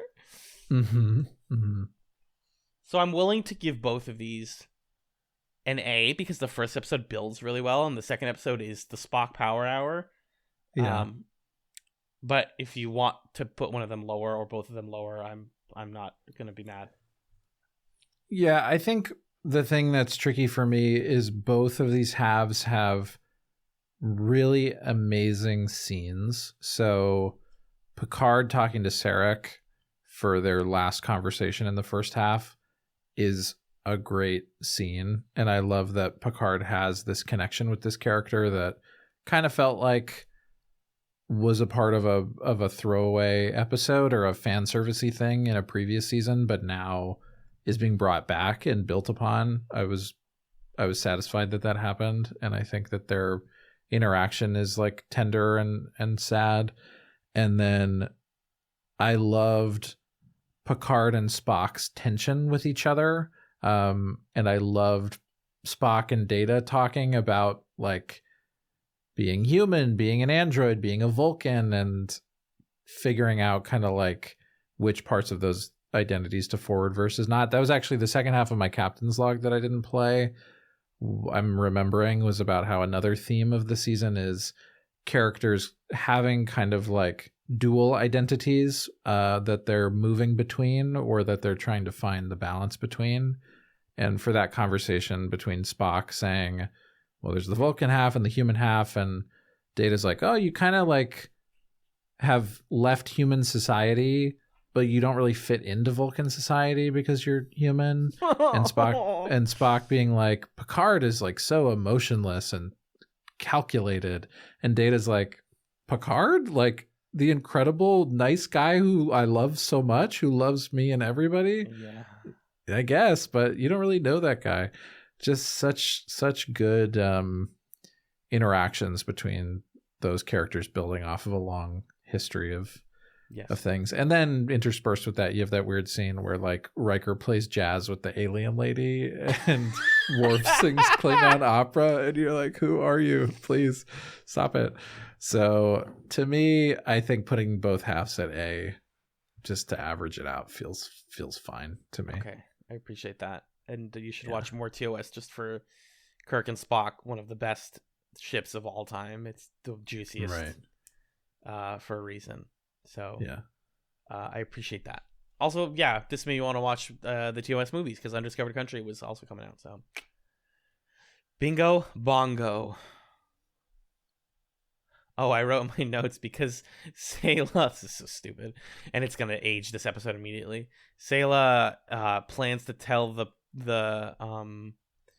Vulcan people that like, hey, we tried peace and it didn't work or something. Or no, it was like, we tried peace and it turns out the Romulans are just going to take us over and that's going to be totally fine. She uses a version of Spock, like a voice hologram module, fake Spock. And I wrote, oh no, Sayla's got that premium chat GPT Spock. Can make an AI Spock. Stupid. Delete that from my notes. That's funny. Great stuff. Great. Oh no. So then we go into episode 9, A Matter of Time. I gotta say, from the season, this is one of the like less serious episodes that I really enjoyed, partly because I would love to play this guy. I'd be the barber, you get to be Max Headroom. Yeah. So the the synopsis of this episode is you've got a guy who comes onto the Enterprise who claims to be a time-traveling historian from the future. And he's like, I picked this day to hang out with the crew of the Enterprise, and I just want to study you and like ask you questions and stuff. And the Enterprise doesn't have any vetting process for someone like this who claims to be from the future. They just say, okay, let him walk around and we'll kind of see where this goes. And you learn over the course of the episode that he is not a time-traveling historian from the future. He's actually from the past, and he's planning to steal gizmos from this century so that he can bring them to his time and be lauded as like a genius inventor, basically. So he's a huckster, a scam artist who's trying to, essentially fund like the greatest scam possible for the rest of his life. But in the process, he's like, he keeps dropping things of, what a Worf thing to say, or like, wow, it's so amazing to see you guys really here doing this. Like, I've read about it, but do you always sit over there at that part of the table? Those little things that he does that at first you're like, is this guy just weird? And then you learn he is weird, but not for the reason he says. Bullshitting them the whole time. Yeah, is really, really entertaining. So this is just a fun one. There's not really a lot more to it than that, but I enjoyed it. I think that actually what pushed this one over for me was the debate between Rasmussen, aka Max Headroom, the guy, and Picard about like the ethics of using somebody from the future to help with a problem in the present. Because what's also happening in the ship plot is that they're trying to prevent a planet from exploding due to a climate disaster. Climate crises come up more than once in the season, which is interesting. Yes, it is interesting. And they end up bringing it down to a really risky maneuver that will either kill like thousands of people and then the planet will blow up, or no, if it works, it'll kill like 1,000 people and the planet will be saved. And if it doesn't work, it's going to kill everybody and it'll instantly cause the planet to be gone. And he's like, well, we could just answer this and we could avoid any conflict if you just told us. And Rasmussen's like, well, I can't tell you because that would break the timeline. And he's like, well, isn't it your, this obligation to tell us, and you could save, like, how can you live with all these people's lives on your hands? Oh, I've lived with way worse, Picard, like all this stuff. And then finally, what I love is that Picard chooses the risky maneuver because that's who he is. And it's like almost inspiring for him to be like, sometimes in life, you can't not do things because you're afraid of the worst case scenario. You have to accept that, like, the least common evil. It's rather the evil you know than the evil that you don't know. And if we try this and it goes a little bit bad, at least we fucking tried it. I loved that. I loved Patrick Stewart, like, with that whole speech. And that part was really great. And they saved the day, and it's really dope. And then I wrote in my notes that the reveal that he was from the past was an ass pull of a twist. I don't necessarily feel that anymore. But it's funny. And the fact that he's from New Jersey is the funniest freaking part of it. This random dork from like 1990s New Jersey is like, hey, sick, I'm going to get a time machine and like go back. Yeah. And the way I really liked the twist. I thought it was clever and fun because it explains why he would be bullshitting them so much, which is like he doesn't know what's going on. He doesn't actually know the future, but he's like good at pretending that he does. There's a moment where he goes to talk to Data, and Data's listening to like 4 different classical pieces at the same time, and Data says, oh, I'm listening to this and this and this, and the guy says, well, can you reduce the number of things you're listening to? And Data peels back each song one by one. So good. It's such a funny, weird scene. And that moment where Data's in his room listening to 4 songs at once is what it feels like to prep for an episode of TrekChatz. I'll just say that. Can I give you a couple alternate takes of that joke? Yeah. Data listening to 4 songs at once is what it's like to have ADHD. Correct. Data listening to all those songs is what it's like to watch those videos where it's My Dinner with Andre and Subway Surfers gameplay at the same time.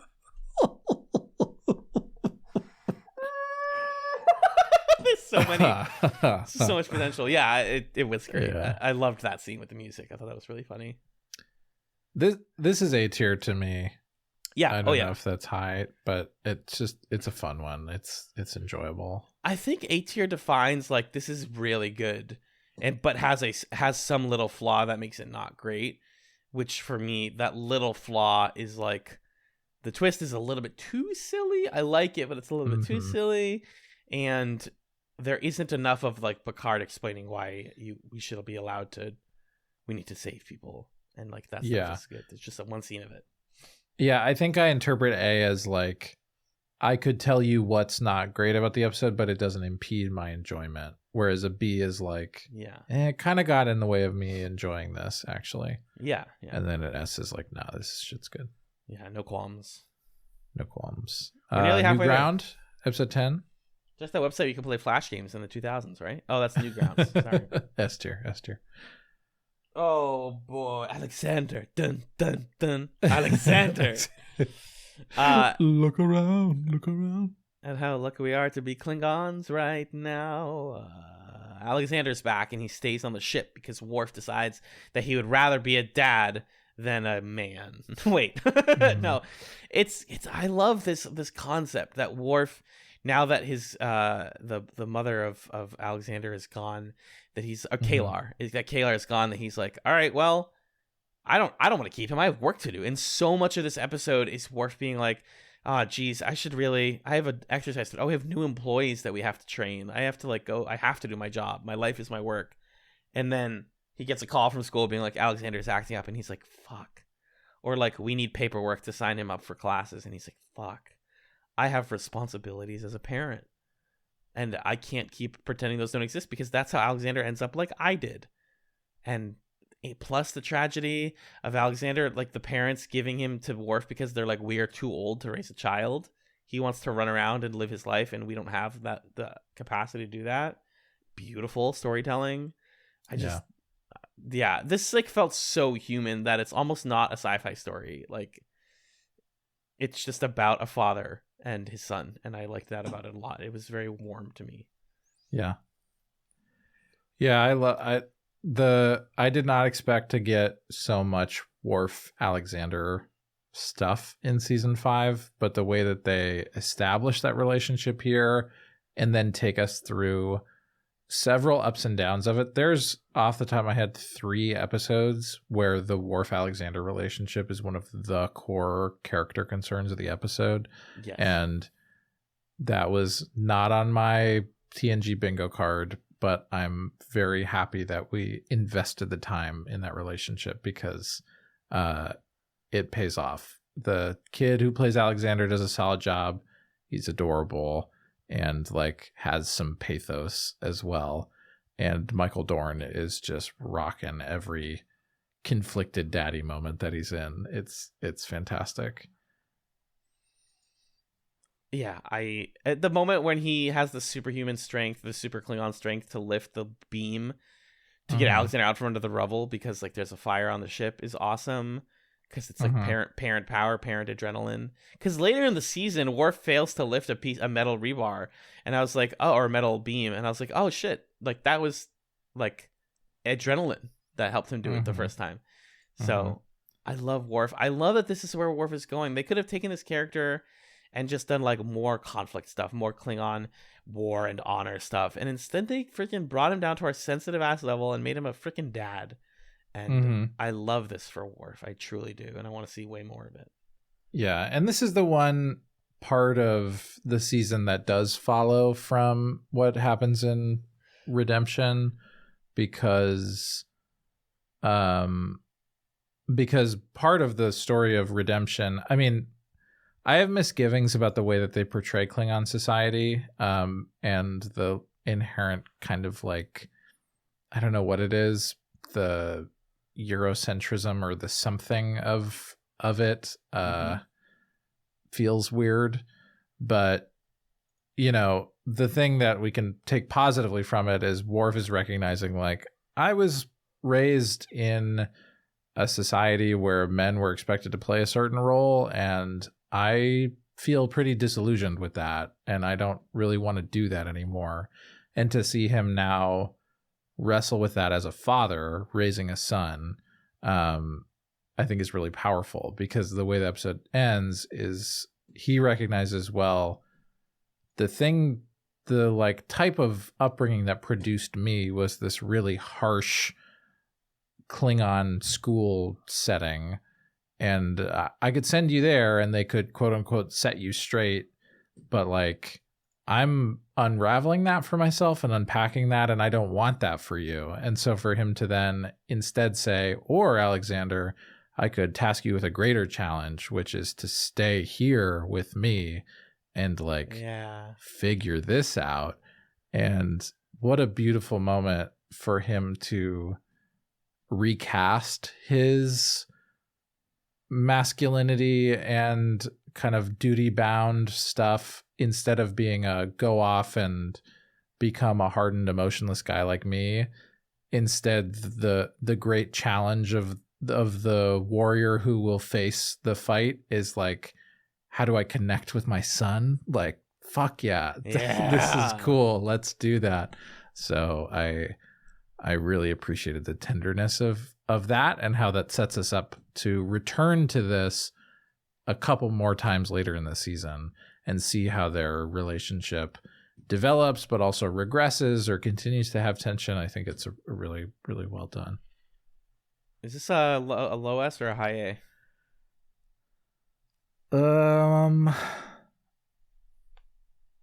I don't know. I think it's a high A to me. I want to be a little choosier with the S's.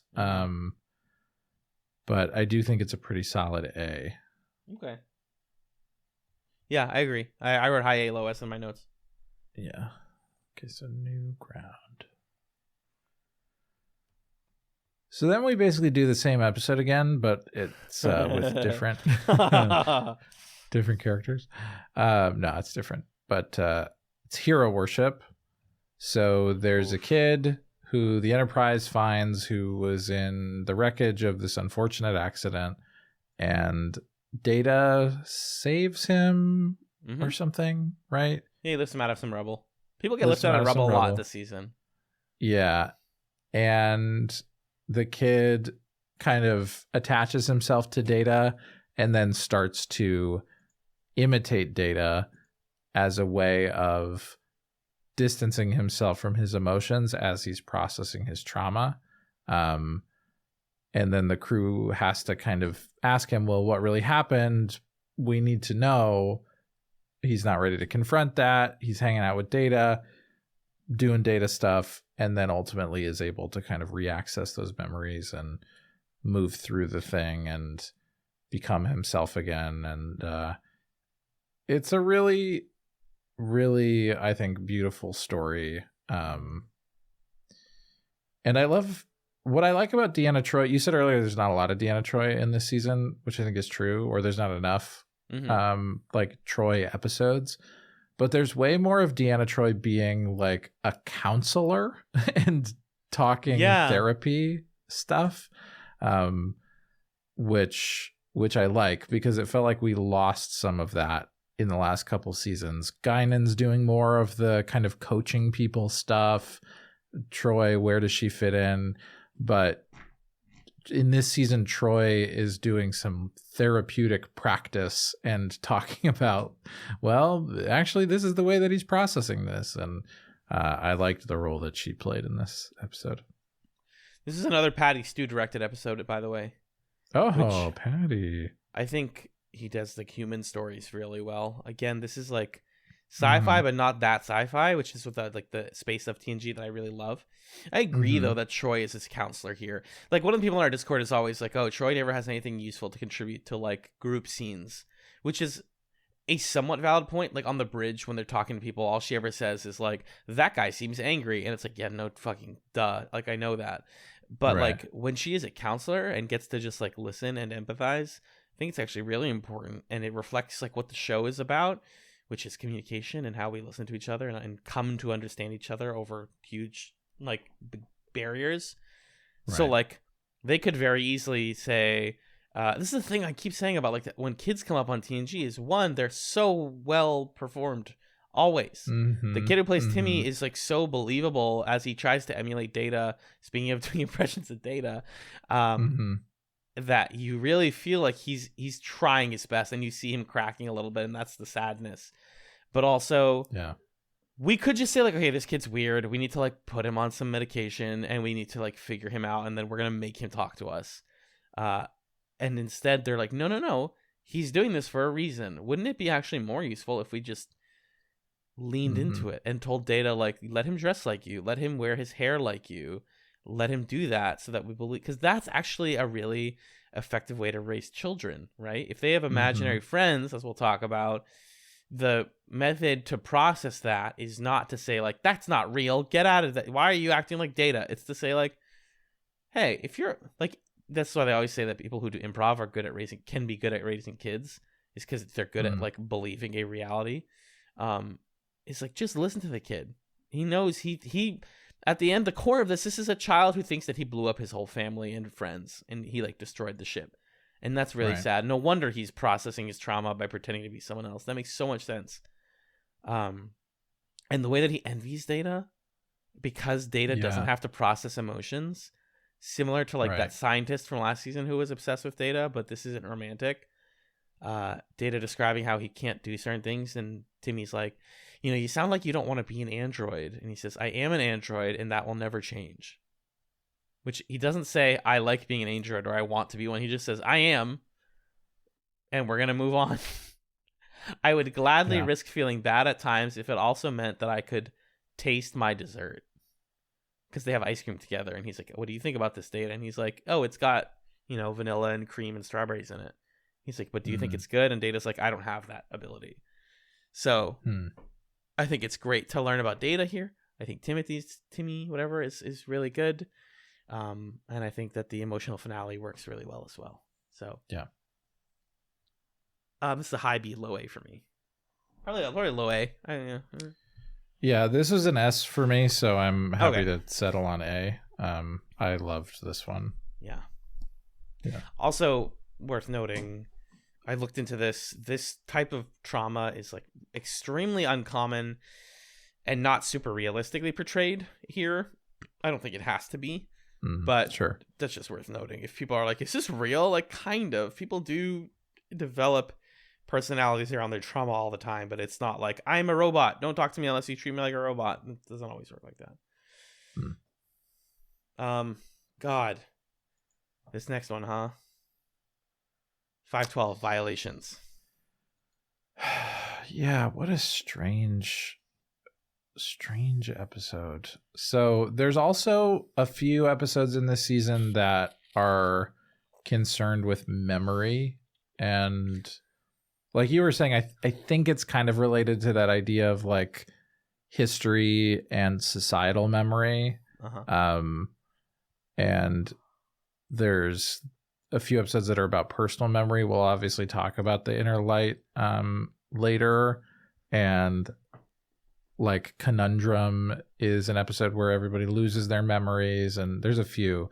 Then there's this episode, Violations, where we have a group of aliens on the ship who are empathic and can like interact with people's memories or manipulate them, it turns out. And one of them goes about interfering with, invading the minds of members of the ship. First and foremost, invading the mind of Deanna Troi and essentially mentally raping her. For all intents and purposes, that's what's shown to us on screen. Yeah.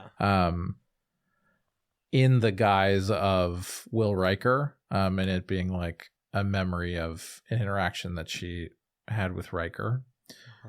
Then there are other moments where he invades the mind of Riker and puts him in a crisis scenario where he fails to save someone on the ship. He invades the mind of Crusher, and maybe this is a real memory or a manipulated memory of Picard leading her to show her the body of her dead husband. And then we keep returning to the Deanna thing. We're trying to figure out, why are these these. Oh, and he puts every one of these characters into a coma after they have this experience where he's violating their memories.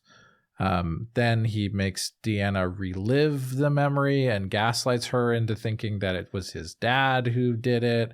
And then he tries to do it a third time. And it's real something what they're doing here. And I can understand kind of what they're aiming to do.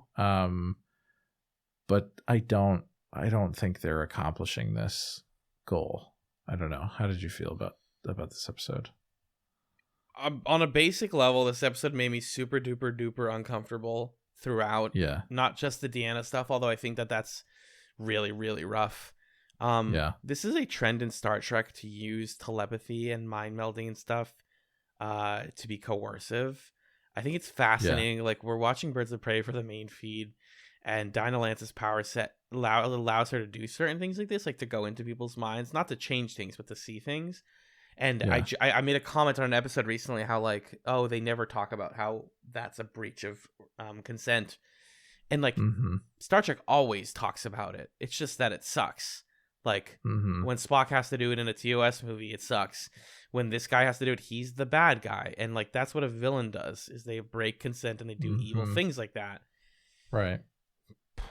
I think the Deanna plotline brings this so far down for me that I don't even have the, like, capacity to get into, like, Riker's storyline doesn't make that much sense. I don't personally believe that his worst fear is that he's going to fail to save the ship. I guess I believe that Crusher's biggest fear is, like, this worry about confronting her husband with Picard or whatever. But, like, yeah, Deanna, they need to stop doing this with stop putting Marina Sirtis in sexual assault scenarios and rape scenarios, guys. It sucks. And when I read about, like, how and why they wrote this one, a lot of it was Jerry Taylor and company being like, oh, you know, a lot of stories talk about, like, physical rape, and we thought it'd be interesting to explore mental rape. And it's like, why? Why do you think that? Because, like, you know, I've said, like, a lot of these stories are not sci-fi, and that's good. This is sci-fi, and that's what makes it bad. It's like, you just took a thing that's real and made it not real. Or made it not something that we can do in the same way. Like, we cannot climb into other people's brains like this and hurt them mentally like this, but we can do that. So what I'm struggling with is confronting how much I disliked it versus how it works as an episode. I think it's a classic thing that I try to spend the time challenging myself on. Like, am I down on this one because it's poorly executed, or because it's, like, a well executed version of a very uncomfortable thing? I think it's the former. I think it's poorly executed, and a little muddled, because also, like, I think there's a version of this story that's about, let me show you, like, a traumatic memory. Because if the Crusher thing really happened, if Picard really brought her to go see her husband's dead body and she's being forced to remember it, that's one thing, because now as an audience member, I'm like, oh yeah, Picard and Crusher have had a really long-standing interpersonal relationship, and this probably happened, and I didn't expect to see this moment, but now that I'm seeing it, it makes sense that Beverly Crusher would be suppressing this, and it would be haunting and troubling for her to revisit it. But then you're kind of doing that in the same episode where there's this, like, invented scene between Riker and Troy, and, like, did a version of that really happen? And I think that's honestly a big part of what makes me uncomfortable about it, is that the rape scene is happening in the guise of someone that she knows, and we're, like, not dealing with that, and we're not investigating what that means for the Riker-Troy relationship, and if she feels uncomfortable around Will, or what, like, because we also, this is like the first time we've heard Imzadi in like 3 seasons or whatever. Yeah, stop wielding that word like it's a fucking dull knife. That's a fucking important concept, you guys. Like, if you're gonna do the Imzadi thing, you need to do it. You can't do it in the pilot of the show and then be like, anyway, they're work friends and they're gonna hang out. And now in this season, they're gonna like kiss on the lips and, you know, talk about how much they love each other all the time. And it's like, wait, hold on, what are we doing here? Yeah. So I'm happy to be told that I'm wrong about this plot, but it just feels not good. And like you're saying, it feels like it's putting a female character in this position of like sexual danger and victimhood in a way that doesn't feel responsible. So did your girlfriend watch this one with you? No. Okay, I was gonna ask her what she thought about it, but I figured she would not like this one. Yeah, I don't think she would. She's not a fan of how this show generally handles Deanna Troi. She walked through the room during the next one. Is the next one the one where it's the guy that she hangs out with? Yeah. And it's like the love story or whatever. She walked through the room during that one and she was like, ugh, they're doing this again, where she's like in love with some random alien dude. So she doesn't love how they handle Deanna Troi. This to me is like C at best. I don't know. Yeah. I put it at C. Yeah. Let's do that. You want to talk about the Masterpiece Society? Great title, boring episode. Yeah. Done. Okay, so let's go down a couple of quick hits here. This is a society where they bred out all impurities. Huh, weird. It's almost like that means that you're self-selecting for like a certain type of society. Wait a minute. Is this like fascism? Is this like Nazism? Does this have vibes of white supremacy?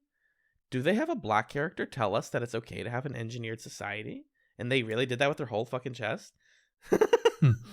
Yeah, this episode's kind of irresponsible with the whole concept of like a genetically engineered society, but it does talk about like, hey, you guys can't be perfect. Why do you think you're perfect? You have problems too, and you're suppressing problems that every human's allowed to have. And this feels like it would have come from like season 2, honestly. This is where I feel like the show is a little bit past this like agreed, like, oh, this society's fucked up and not like we are. We're super normal. Agreed. And also the problem of one of the men falling in love with Troi, and she's like, you can't love me, you can't leave. If you leave, you can never go back. I thought that there was like some good lines.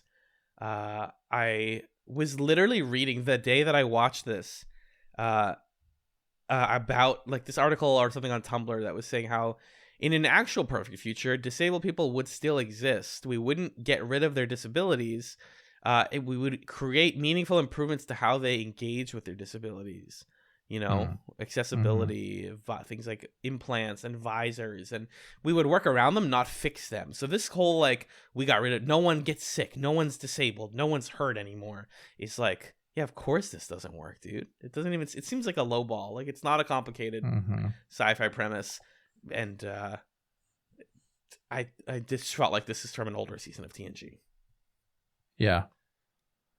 Yeah. Not a huge fan of this one. The guy's accent was also like a moving target in a way that I didn't quite understand. Also not sure why both of them, him and Troi, knew Humpty Dumpty and were kind of like, yeah, Humpty Dumpty on his wall. Like that's their metaphor that they're sharing. That was a little random. The thing that Amanda said, I'm seeing it in my notes when she walked through the room was, is she a caretaker for every weak male character that comes on this show? Correct. So that's a mistake, which is correct. Here's to briefly play devil's advocate for what this represents the beginnings of in season 5 that I liked. I don't like this episode. Yeah. But 2 things that I think are interesting about how it's structured that are executed better in other episodes.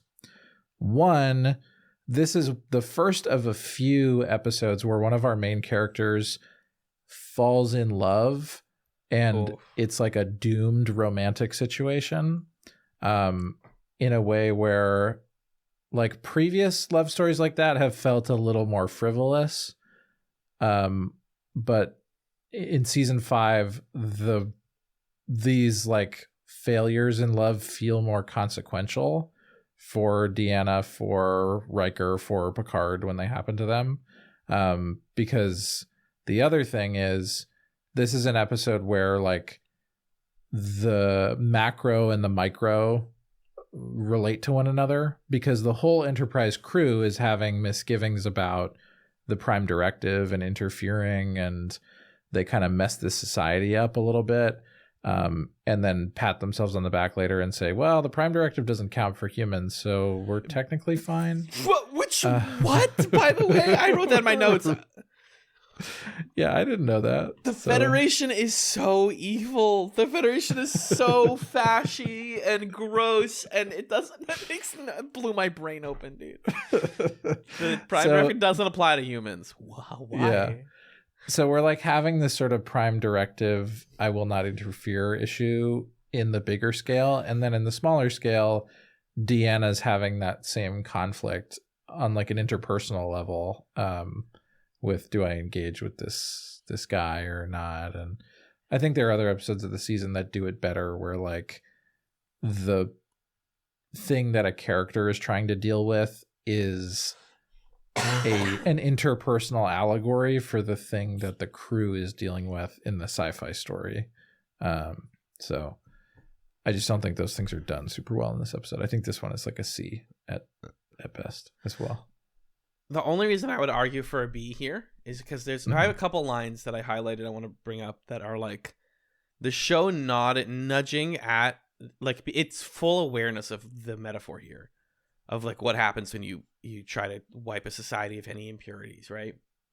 Number one, they're saying, oh, it's like really cool. This isn't racial eugenics. I mean, like we have, like I said, we have like a black actor saying that it's fine.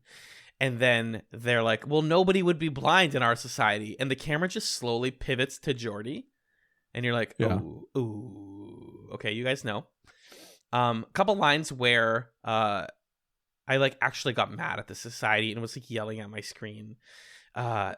One of the guys says, are there great poets forced to be laborers in your society? How tragic is it that poets have to do work? If they didn't have to do work, then they could just like make art forever. And it's like, wait, hold on. You guys like have the idea, but no, but you, those are the bad guys saying that.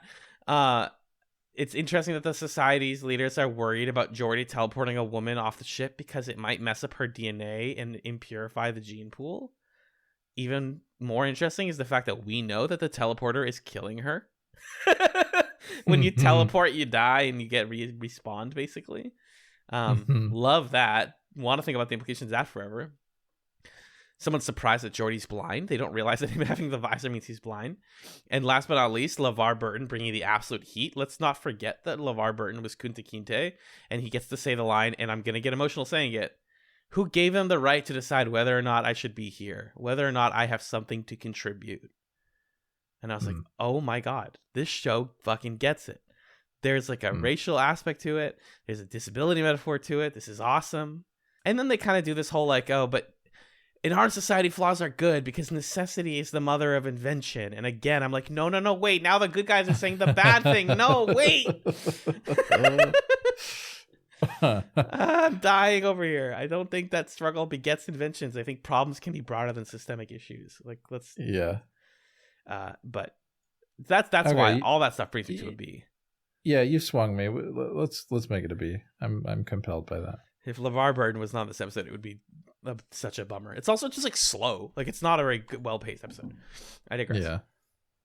Do you want to take a break? Let's take a break. Yeah. All right, we'll be right back after this brief musical break to discuss the second half of TNG Season 5. Captain's Log, stardate January 8th, 1:30 p.m. Loving the new coverage, and I also had the pleasure of listening to it almost back-to-back with TrekChatz Season 3. Rare treat to be able to marathon those. Couple things I just wanted to point out. You had mentioned in The Offspring, where Data makes a child, that you wanted to hear Data use a contraction, and that Lal already had, and fun little payoff on that in Future Imperfect, when one of the things that tips Riker off that it's all a ruse, is when Data uses a contraction. He says, I can't instead of I cannot. And Riker's like, boom, got it, fake, fraud, it's all a fraud. It's a fraud, it's a fraud, it's a fraud. Alan might get that reference. What else? Clues, love clues. That, I know, I get how it could feel until the twist, like, yes, ooh, another mystery, ooh, something weird's happening, but the fact that it made Data the unreliable factor in this, that Data, who up to this point had always been so dependable, morally incorruptible, and capable of lying, I remember feeling when I first saw this very, very unsettled at what this could possibly be that would cause Data to double, triple down, even when Picard in that intense, and this is worth watching again, I think, in that intense confrontation between Picard and Data, where Picard is calling him out and being like, I know you're lying. You do realize we are going to tear you down to every single circuit. And he's like, yep, I made my choice. This real good stuff. This season, to me, I remember actually I set my VCR to tape these episodes when they were airing at like 2 a.m. back around the turn of the millennium, when I finally decided, like, yeah, this Star Trek thing is pretty rad. So a lot of fond memories. Glad you guys enjoyed it. Can't wait for the next coverage.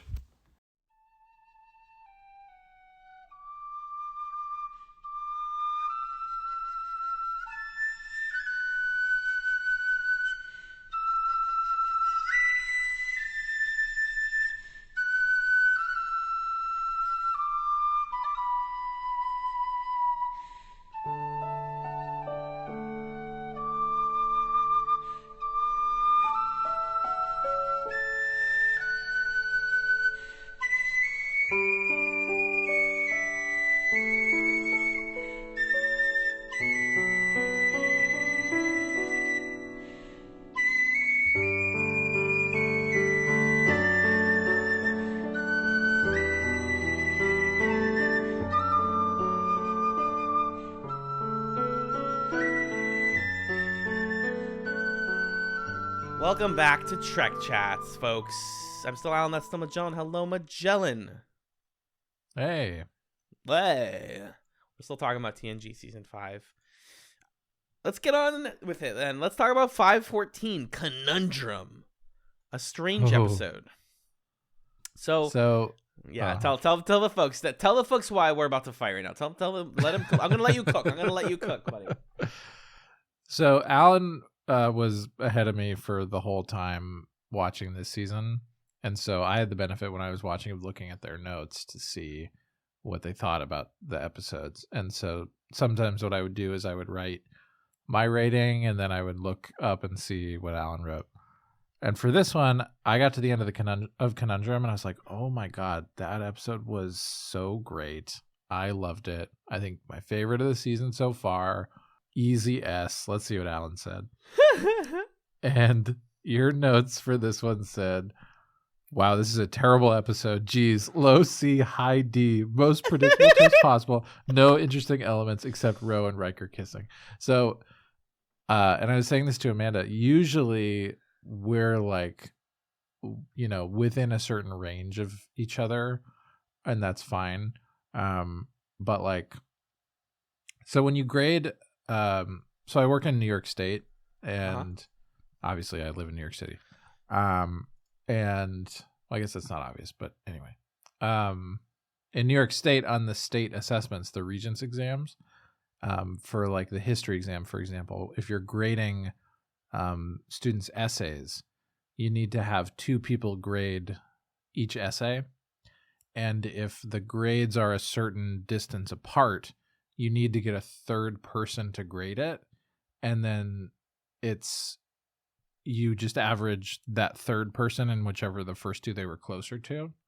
And this is a rare case in TrekChatz where you and I need a third grader for Conundrum to settle our dispute here, because we are too many letters apart. So who should make their case first, I guess, is my question. I don't want to immediately acquiesce, like, because I know we are both people who like to compromise, and I want to meet somewhere, but I don't want to just tell you, okay, I was wrong. I will mention for the sake of argument, that like I was pretty tired when I watched it. I watched it at work. I watched a lot of these at work, and I loved a lot of the episodes that I watched at work. So that's not to say that like broke this viewing for me, but I just feel like I've seen memory wipe episodes before. The premise of this one is that a mysterious person on the ship, who also the ship happens to have a weird red shirt guy that none of us have never met before, but he just exists here, named McDuff. This person erases the memory of all of the crew. We are figuring out who we are, what our roles are, who's related to who, and all of that. That's actually a great premise that's just used a lot. So that was partly why I started out not into it. Was like, okay, yeah, we've done this kind of thing before, and the twist is it's the guy who wasn't usually here. Interesting wrinkle in it. Also, that the reason he's doing this to them is so that they will find out maybe we should blow up this ship that's across from us. They seem like bad guys, probably. That's what we do, is we're a military ship, I think. And he's of a member of the opposite faction of the Lycians and wants to blow them up before they realize, oh, wait, it doesn't make sense that we're this far in the future and we're shooting people who barely have guns. That seems unfair. I don't think we're actually a military ship. Oops. It's just not fair. I didn't have that many moments. Maybe like the fact that my notes are kind of barren suggests that I didn't like it. I don't know. Give me your case for why it's actually good.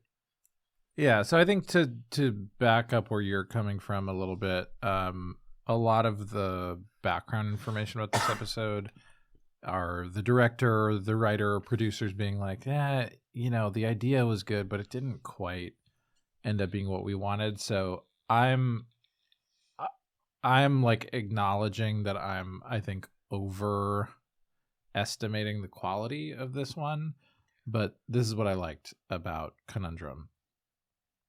I liked that it on the surface seemed familiar, but then kind of used that familiarity, and this could have been intentional on the part of the episode or not, but to me it felt like it used my familiarity with the beats of this sort of a plot to heighten the like dramatic tension of things, because okay, they lost their memories, there's this random Greg who's like here, so he's obviously a bad guy who wiped their memories or something. Not sure what's going on here. And then that moment halfway through the episode when Geordi starts giving the debrief on like, okay, these are our enemies, and it's someone you've never heard of before, you start to put it together and go, oh shit, this guy is like puppeting the Enterprise crew to kill off his rivals. And to me, the twist is it's not really even about there being a twist, because it's so obvious what's happening. But it's not obvious to the characters. So then the dramatic question of the episode is, when you strip away their experiences and memories, and all you leave are like their skill sets and their intuition, do these characters do the right thing? And I found that a pretty compelling question, and kind of a tense one to watch, because throughout the episode, McDuff, the surprise Greg, is offering what appear to be plausible arguments for going forward and fighting. And it's entirely possible throughout the whole thing that Picard is going to make the wrong choice and destroy this thing. And he does at a certain point and blows up a ship of innocent people. Yeah. And you like... Not going to deal with those consequences for much longer, though. Right, which is annoying. But you see that moment happen from the inside, and you can see why Picard would take that choice with the limited information he has. But you as the viewer have all of the information, and you also know, like, when Picard remembers that he did this, that's going to be a pretty bad situation for him. And so that's really fascinating. Maybe they are going to blow this thing up. I don't know. So I liked that. There's also a bit of humor to this McDuff guy just kind of being there at first, and you having to be like, wait, who? Huh? Like Poochie? What's happening? It's Poochie. So that was fun. And then I loved, like, I think the way they resolve the Deanna, Ro, Riker love triangle is dorky. That final scene when he walks into 10 Forward and the ladies are talking and they're like, "Hey, buddy, we talked." That felt kind of dumb. But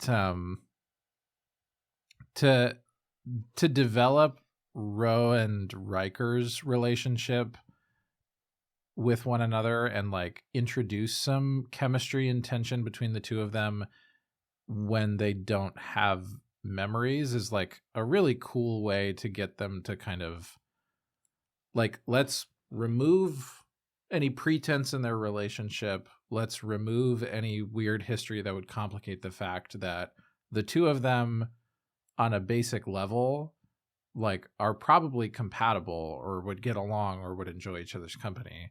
And then let's do that with the dramatic tension of knowing that like, Riker, you're not supposed to do that. Like, yeah, you don't do that. This, you're going to regret this when you have all your memories back. Mm-hmm.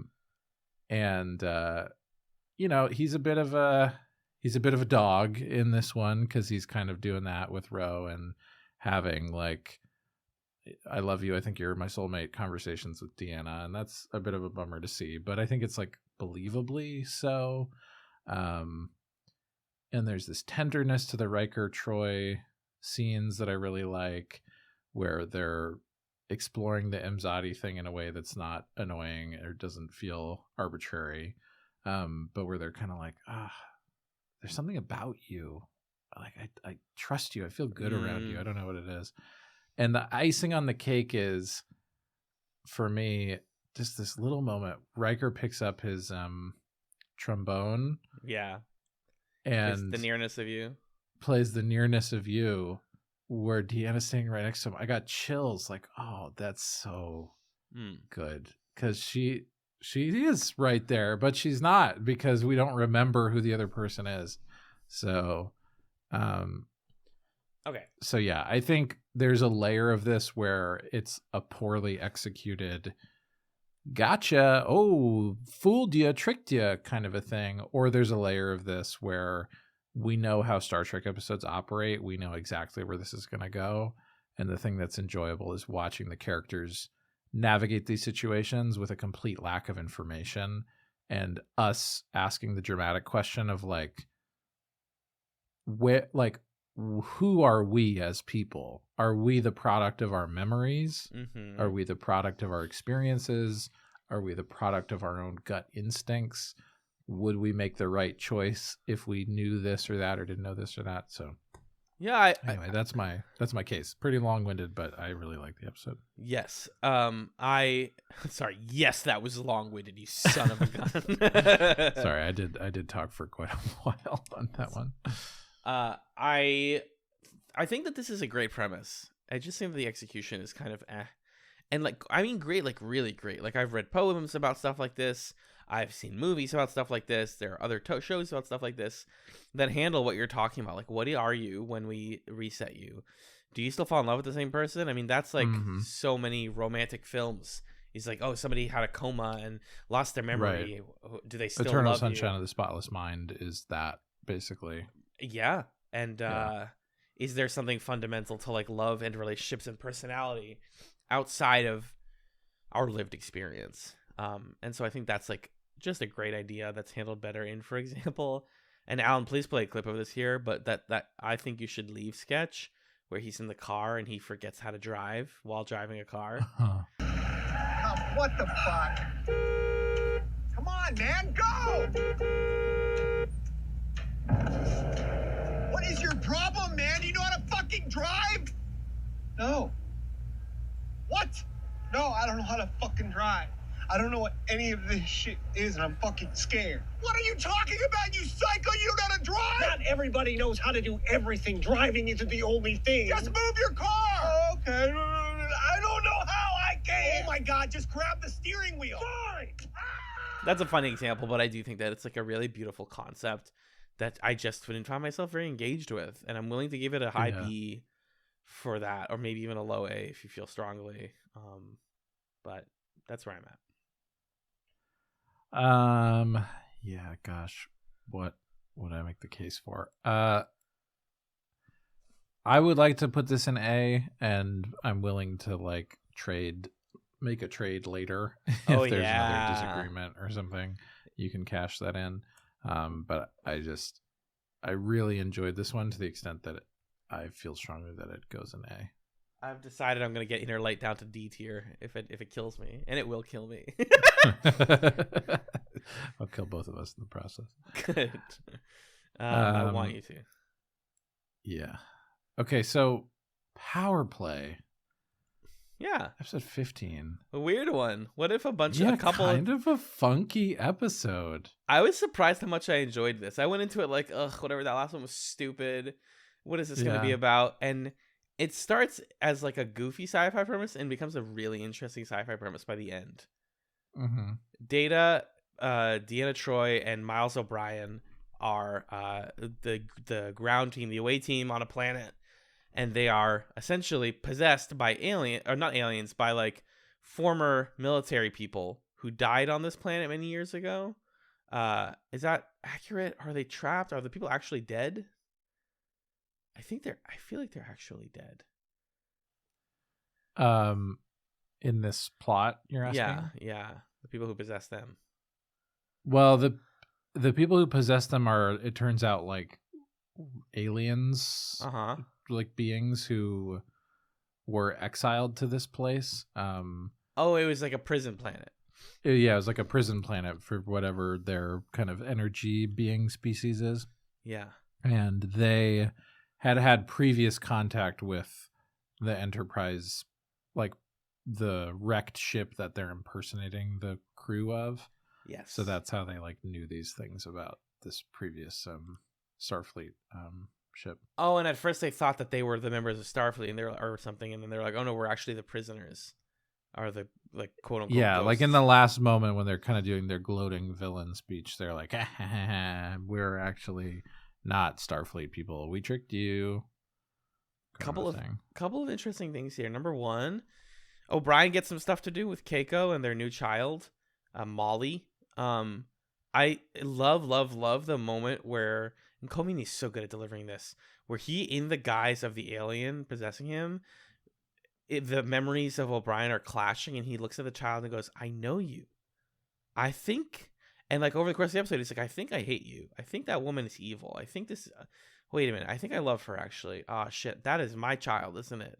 Like the slow, you're watching O'Brien pierce through the possession is like really really cool.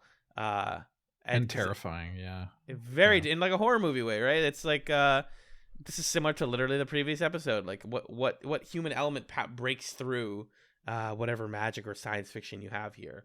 I liked all that element of it. I liked Troi being kind of a cool person fighting people. I think Brent Spiner has a little bit too much fun being a dick in this. Yeah, it's pretty fun.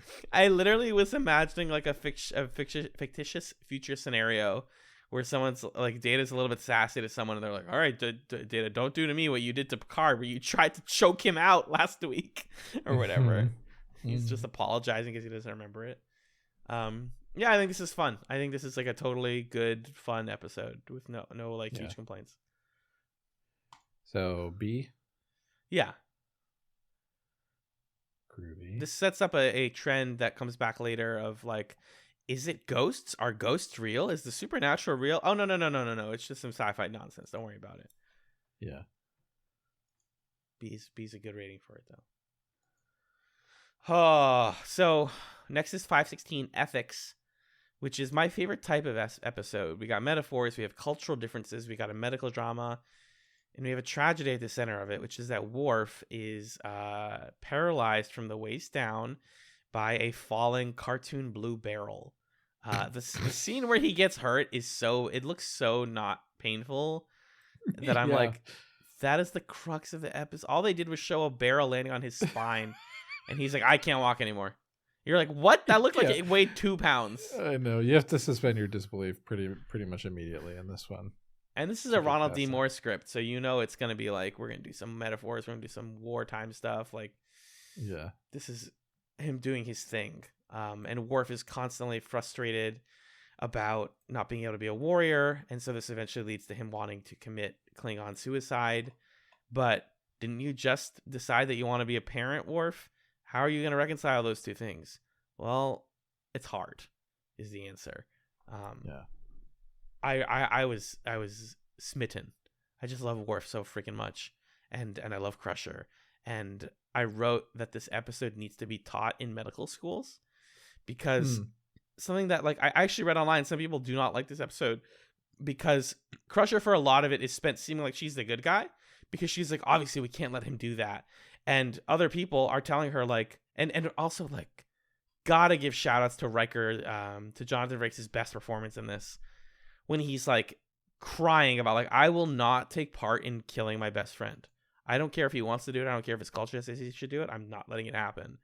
But people are complaining that Crusher is like, no, that doesn't make sense. I'm going to keep him alive. And it's like, you are basically telling someone that their culture is not as important as yours, where you guys decide that life matters more than your ability to fight. And that's kind of ignorant. That's like something that the show constantly wrestles with, is like, does our human-centric way of thinking that the Federation taught us supersede other cultures? And like, this is that episode from last season, was it Half a Life, where it's like, you have to let people who do assisted suicide do it. It's like, really, it's sad, but yeah, they do it for valid reasons. And if Worf wanted to do this, he should have been allowed to do this. I'm glad he didn't have to, and they managed to navigate away from that. But this is just like top tier writing for me. Yeah, I think the episode does a good job of, in a good faith way, presenting all of the possible angles on this, because Picard voices the argument that you're talking about, where he says, look, we might have a certain set of opinions or values about this, but we have to acknowledge that we're humans. He's a Klingon, and so he has, like, been raised in a different culture that has different values or different interpretations of this thing, and you can't dictate to him how to, like, live his life or choose to end his life. But you could also argue that Picard's position is like a little essentialist, you know, saying that, like, oh, he's a Klingon, so he must think this way or that way. There are, like, limits or flaws to how Picard is approaching the thing too. And then it's also kind of interesting to see Picard coming from a position of, like, really being the consummate diplomat by saying at the end of it, like, I want Worf to not kill himself too, but I'm trying to accomplish that by, like, using his... He has this really great moment where he's talking to Crusher, and he says, the jump that you're asking him to make from, like, his current values to the values you want him to embrace, it's like too drastic of a jump. Yeah. So you need to make this compromise where you take the riskier option and risk him dying, but also he regains 100% mobility. That's the best you can do. And Picard ends up being correct. But then the episode on the other side of it has, I think, a pretty good faith debate between Crusher and this guest character scientist who is trying to forward this drastic, risky procedure, where at the end of it, Crusher's like, yeah, Worf made it through. That's great. That doesn't mean that it was a good idea to do this, because we took a big gamble on a man's life. And I like that the episode, like, holds all of those things as true. That Worf got the thing that he wanted. He took a risk and the risk paid off. But also that doesn't mean that that was good medicine. Because if you took that risk with 100 people, you'd you'd kill very many of them. And suddenly that's not a good way to do business. So I think this was a really good episode from a philosophical standpoint. And that the moment where Riker comes in, he's like, all right, sure. Yeah, I'll help you kill yourself. But sorry, I was setting up on Klingon law and custom, and actually your son has to do it. And my heart dropped, bro. My heart fucking dropped. I'm like, God damn. Yeah. Speaking of like hitting every possible like pain point in this storyline, what if your son had to do it? Okay, make him do it. Make your 8-year-old son kill you. Oh God. It's morally gray, and I think that's why this episode is one of my faves, is that there is no easy answer, because like I believe that Worf should be allowed to do this, but also there's a lot of talk of, you know, Worf, if you just do some physical therapy, you'll get back up to 70, maybe 80% of your original capacity. And he's like, no, fuck that. I'm not losing that 20%. That's awful.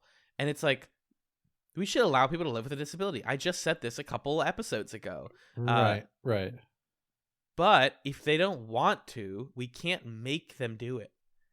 So interesting there. Like, how do we create a society that's like ethical in this way when we have situations like this that don't have clean answers?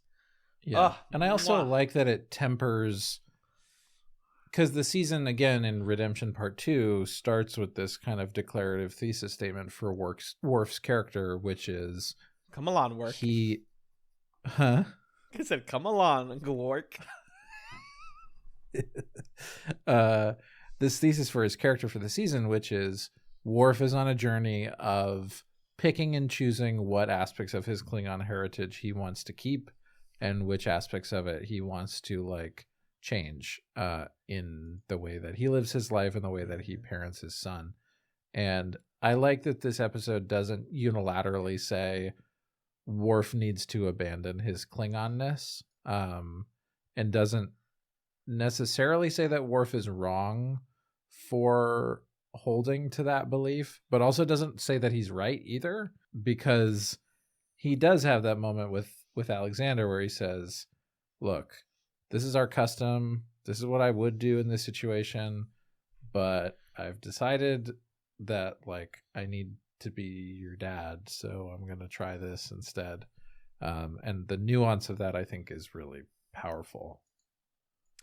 Absolutely, yeah. I think this is a high A, low S for me.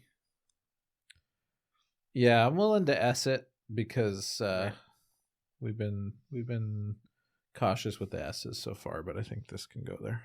It's just one of the best Worf episodes. Simple. And yeah, the first scene is really bad, like, but that's a factor of how the show was made, not of this episode itself. Yeah, there's also so much poker in this season, which we're about to talk about pretty soon.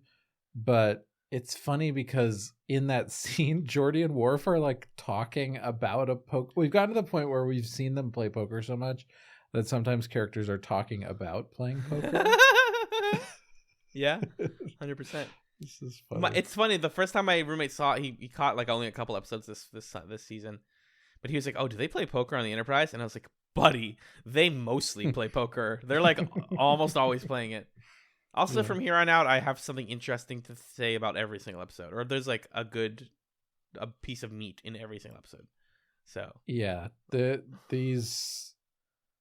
season is, I think, highly discussable. Yeah. Because it maintains a fairly consistent level of quality, but gets weird in really interesting ways. Exactly. And we're about to talk about the episode that I have honestly been looking forward to talking about the most. Because boy, baby. It is. There's a lot going on here in episode 17, The Outcast. I want to like squeeze the writers of TNG on the cheeks and be like, you almost had it. You always almost had. You get so close and then you get so far at the same time over and over, and I love you for it. Don't stop fucking it up. So this one I watched with Amanda. We were watching it. We went to her parents' place on the other day, and we were taking an Uber back to the city from there. And so we were watching it in the car. Yeah. And you know, it's a great episode for that sort of environment. It's like late at night, you're in the car. Mm-hmm. It's a very quiet, tender, patient episode. Essentially what's happening is the Enterprise comes across this null space. Null gender, null space. Yeah, we both noted in our notes that there's a resonance there between the personal and the sci-fi. Yep.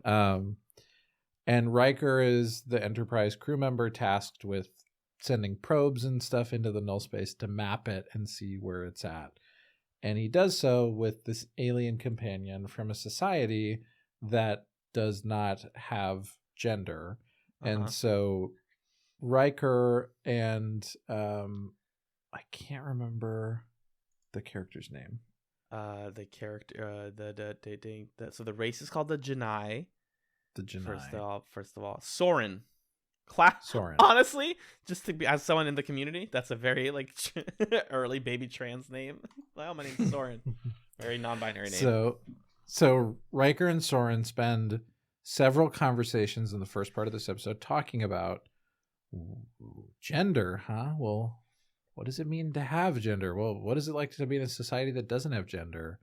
Oh, well, what about physical attraction and sex? Well, what about like different roles in society or family structures or things like that? And they're kind of poking and prodding at these conversational topics in a way that's like pretty good for the time. I think the part that obviously shows its age is the show not knowing what a third person neutral pronoun could possibly be. It's like it happens multiple times in this season where characters are like he, she, oh okay, it, that's the only one left, right? But Riker like pretty responsibly says like, all right, I'll do my best. This is new to me. I'm learning, so I may fuck up. And it's like, okay, all right, TNG, keep going, show me more. Go on. And over the course of their conversations, it's clear that they're forming a connection with each other. They're developing a bond and a mutual attraction. And so you're sitting here watching the show and you're like, are they going to do this? Are they going to have Riker have a romantic plot with someone who's non-binary? Like, is that what's going to happen right now? Yeah. And then Amanda and I are like on the edges of our seats watching the episode, and Soren confesses feelings for Riker. We're like, oh my God, this is happening. This is happening. Like, they're really, Star Trek is going to do it. And then the place that conversation goes is Soren starts to explain, well, there's actually people in my society who do feel that they have gender. And I feel that I'm female and I'm attracted to men. And Amanda and I were both like, fuck. Beans. Damn it. Damn it. It's like they handed me a, like, I'm just thinking about like a spiked toy or something, or like a spiked orb. And they're look at this. And they're like, that's so cool. And then they held up a fucking like grinder up to it and shaved off every single edge in front of me. And I was like, no. And they're like, here's your toy. Here's a sphere, a perfectly round sphere. And I'm like, and the sphere represents Riker's sexuality. I'm like, yeah. Also, Soren goes by she now. Also, she's straight. It's fine. But she's allowed to do that. Yeah. Such a bummer. Like, come on, just do it without doing that. I didn't come to this episode expecting them to do it. Right. I just was enjoying the road along the way there. This episode actually gets referenced a lot by a ton of like queer Trekkies, which is a huge population of the Trek fandom these days, as like an interesting touch point for like Star Trek trying to figure out different things. Because in the early 90s, this is probably just a like commentary on gayness, right? Right, that must be what it is. Yeah, it's not more common. The fact that it's gender is relevant today, but that's probably not what they were going for necessarily. Yeah, because it seems like, because there is this muddled, obviously there's muddling here between gender, sex, there's muddling between gender identity and sexuality, and also there's this stuff about how the society essentially has an analog to conversion therapy. Yeah. For people who believe that they have a gender in the eyes of the society. So that, I'm assuming that's the analog. Yeah. It's about fixing the problem in your brain. Yeah. Right. I just found it super fascinating. It honestly reminded me in its basicness of when I read H.G. Wells' The Time Machine in college, which is a novel from 1895 that also depicts a genderless society as utopian. And I was like, at the time in like 2016 or whatever, I was like, that's really cool. What if society didn't have gender? Hold on. I'm getting a message. It says this will come back later in your life. Obviously unfortunate. In the Time Machine, the genderless people get eaten by the monster masculine people, and it's a symbiotic relationship where they let themselves die. So it's like a problem in that way. But in this, it's really just flipping the script and saying, what if having a gender was bad and evil and makes you worse? And it's like, okay, if you just flip it, that's not actually an interesting metaphor. Right. But I think the person who plays Soren is really giving their whole heart into this. Oh my god, does an incredible job. Absolutely. Like asking Crusher to explain makeup and why women present themselves as more highly feminine than men present themselves as masculine is like getting at something so interesting that men are the default and women have to present themselves to become like appealing.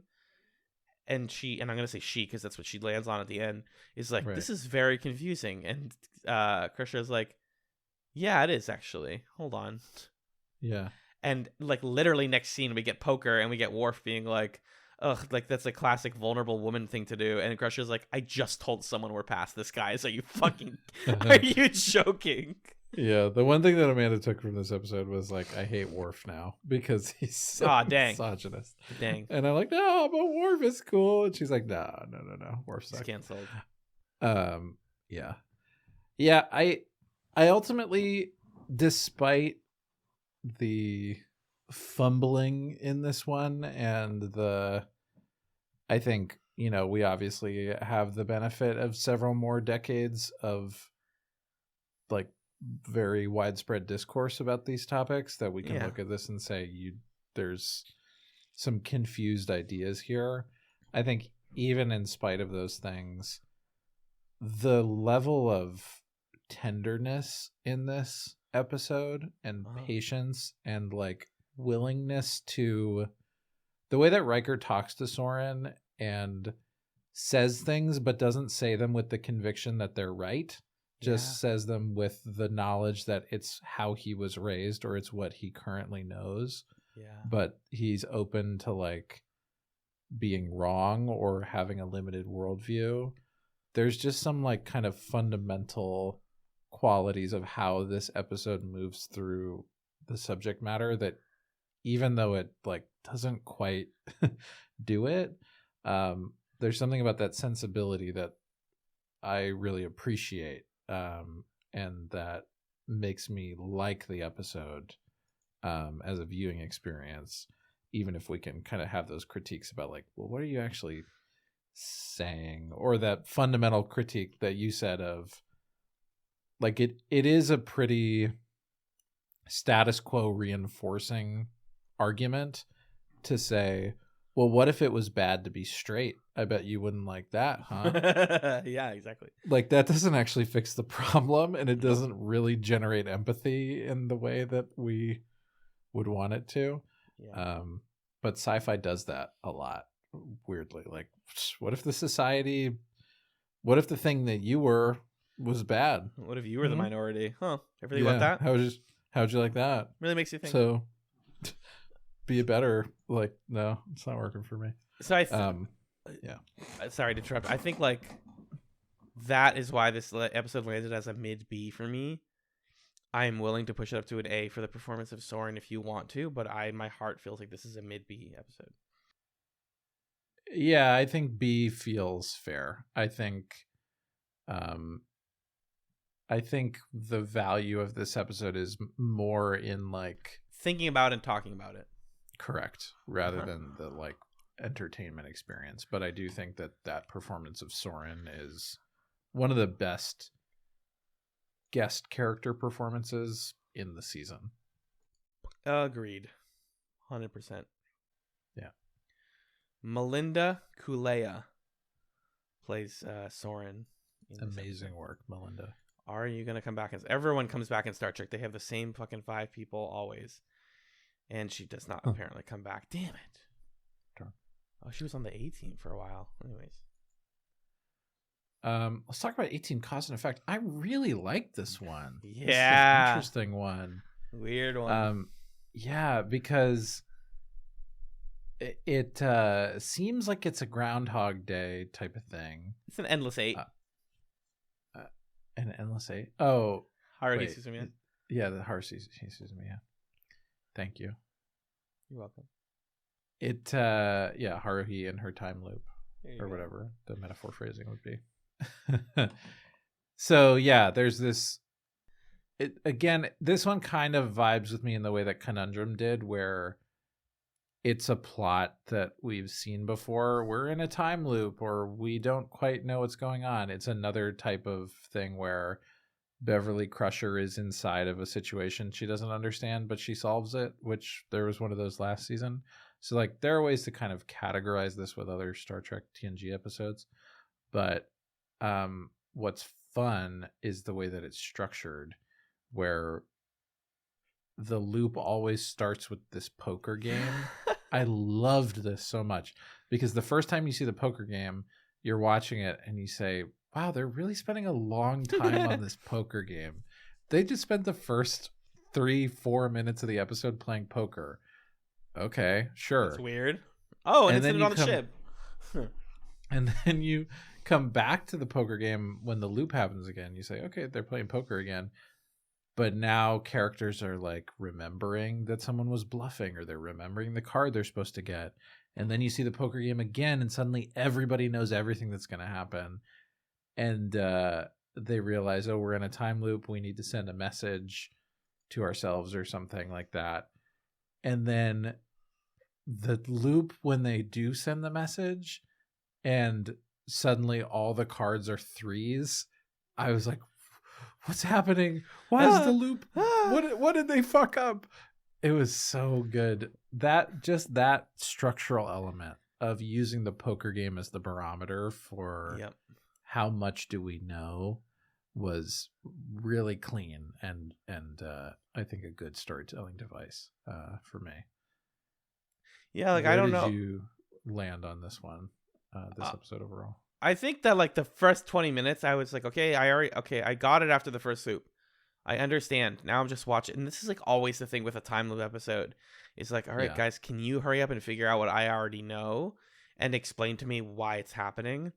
So there was like a pretty significant chunk of the episode where I was like not engaging anymore because I knew this is a time loop and we're figuring it out. Okay, it's still a time loop. Yep. All right. But when we finally got to solving it and Crusher is like, we need to get out of this. We need to do things different. And the reveal of why it's happening, I was like, that is a new and creative way to do this that I've never seen a sci-fi show do. Because like time loop episodes are, you know, a dime a dozen. There's so many. A dime a dozen means rare, right? They're not a dime a dozen. A dime a dozen means like they happen a lot, like it's common. Oh, very common. Yes, so they are a dime a dozen. Oh, that makes sense. It's so cheap for a lot of them. Yes. The reveal of motherfucking Kelsey Grammer's one and only appearance Captain on Star Trek. Frasier. Here he is. He looks like Frasier. This is 1992. Frasier is on TV. Yeah. What's going on? I was so, as a Frasier fan, I'm eating good. Here. This is wonderful. I've seen this screenshot. People have sent us this screenshot like, hey, just a heads up, Kelsey Grammer's in Star Trek. And I'm like, I'll never get to that. And then I saw it and I was like, wait, for this 3-second scene where he's from the past? Nah, shit. But it's really great because he's like, yeah, we all know what year it is. It's like 2278. And then Picard's like, oh, you guys should come on the ship. We have a lot to tell you. And then the episode ends. It's like, whoa, this was not even the Enterprise's story. We're stuck in the loop that they caused. This was a Jonathan Frakes directed episode, which explains also why it's like so silly and interesting. But similar to the Haruhi Endless 8, all of the loops were filmed separately.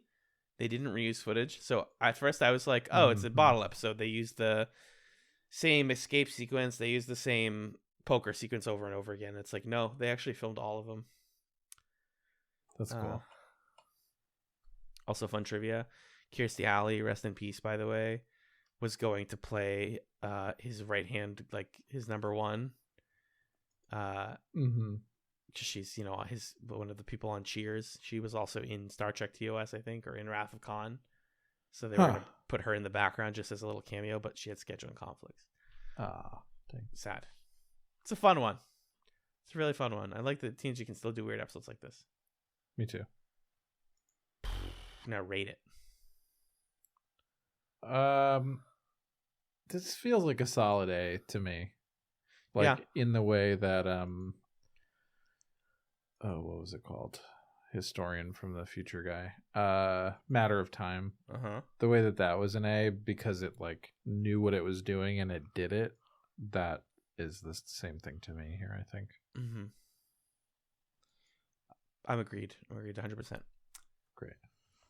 Winding down here, let's go through them here. We have the first duty, 519, the return of Wesley Crusher, in an incredible legal drama about the ethics of trying to leave Starfleet and trying to go out in a blaze of glory before you know you're going to get discharged.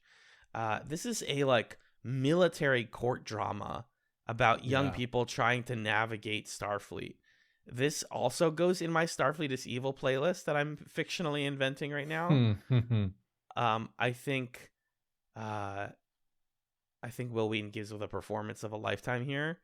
Just like torn, ripped apart by the anxiety of having to betray his fellow students at the academy for the sake of honesty, as Picard tells him, and how honesty at the end of the day will matter more, and how that works in his favor at the end is like such a good moral tale. Because ultimately all the Wesley episodes were supposed to be teaching young people, hey, here's how you should be, here's how you should act. And now even as an older adult, as a young adult, he's still doing that. He's still teaching us how to be honest and the value of honesty in this like really, really well acted episode. Yeah, I dug it very, very much. Yeah, agreed. I think it's another one just like Ethics where it presents the full landscape of philosophies in good faith, more or less, because you can understand why Wesley would be under pretty intense social pressure to lie. And you can see how his classmate is manipulating his desire to be loyal and to like protect others and be a part of a team, and all these things that he came to really admire and value, I would imagine, out of being on the Enterprise for so many years. And I think Wesley was like eager to be protective of that thing with his friends at Starfleet and to like find that there. And so to see that being like, to see Wesley kind of making bad decisions because he's being torn between two good intentions, is like a really compelling position for him to be in. And the episode doesn't shy away from ultimately ending up with like a pretty sad ending for Wesley, which is he's going to have to repeat this grade, and everybody at Starfleet Academy is going to look at him sideways for being involved in the death of one of his classmates and for like being dishonest about it. Yeah. And you fucked up, kid. You're going to have to deal with it, grow from this. And you know, it's easy to do that when Wesley's not on the show all the time. We can kind of dirty him up as a character and then let him figure it out and see what happens when he comes back to us next season. Yeah. But it takes guts to do that with a character who's been on the show for so long and is so close to our main cast to create such a consequential outcome for them and say, well, hey, this is your life now. And it's the kind of stuff that we haven't really seen TNG do all that much, but that is the hallmark of other shows we've really enjoyed. Like that's something Babylon 5 does extremely well, is have its characters make terrible, terrible mistakes and deal with it. Yeah. So, yeah, I think this episode is really solid for that reason. I do think seeing the groundskeeper in real life is dorky. Boothby. It I'm did glad they not just took care of need- it now and didn't make it a whole big thing later. Yeah. Like it was brief, but Yeah. basically Boothby, and they also just like deliver us exposition and tells us about the students. Right. And I was like, that's not what I wanted out of Boothby. I wanted like a longer, meaningful discussion with him and Picard about like his time in Starfleet. But he's just there to be like, hey, Picard, I'm glad you made it. You did what I told you to, which is to keep trying and be a good person. Yeah. Yeah, I think this is an S tier episode. What'd you say? I think this is an S tier episode. Esther. Yeah, I think so. I think I didn't feel that way when I was watching it, but on reflection, I would agree. I just don't have problems with it. Like, it doesn't. It may be like the lack of consequence or whatever, but even that, I think that it's like Wesley in universe has consequence for this. Right. Right. Didn't notice until now, but this episode, and this will not surprise you at all, was co-written by Ronald D. Moore. Ronald again. D. Moore, yeah, I just looked at that. And Naren Shankar, who was a regular writer on Farscape. You cut out a little bit. Regular writer on what? Farscape. Oh, Naren, that's exciting. Yeah. What did you write on Farscape? Naren Shankar Farscape. He wrote any really good ones. The Way We Weren't, Beware of Dogs, and Liars, Guns, and Money with Friends Like These. Oh my goodness. Good The Way We episodes. weren't. Yeah, buddy. Yeah, buddy. Beware of Dog. A All stupid right. episode. Okay.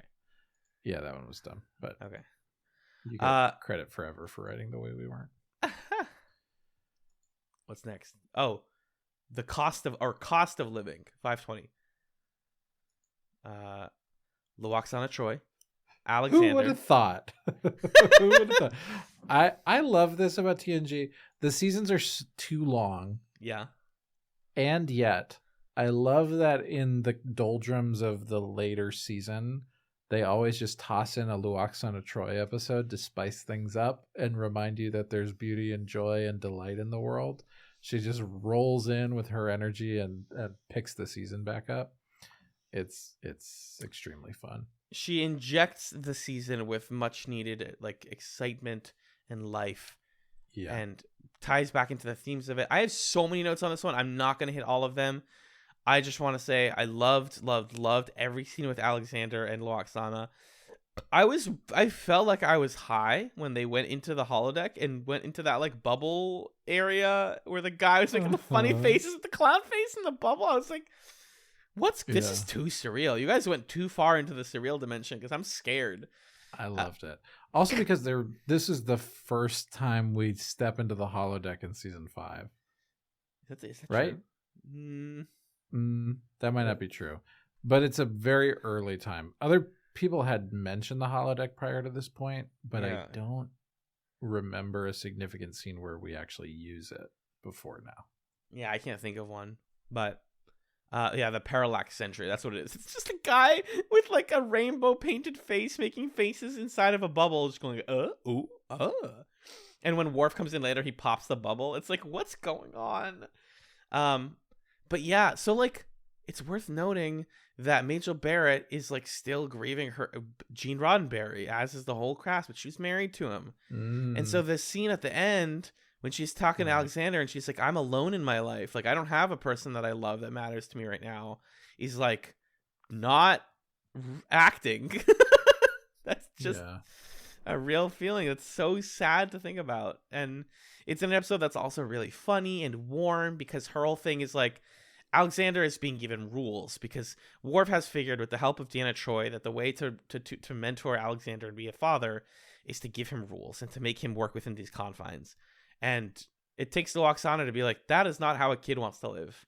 You can make your kid listen to you, sure. He's not going to have fun. He's not going to learn to like enjoy life or meet new people. He's going to do exactly what you say and nothing else.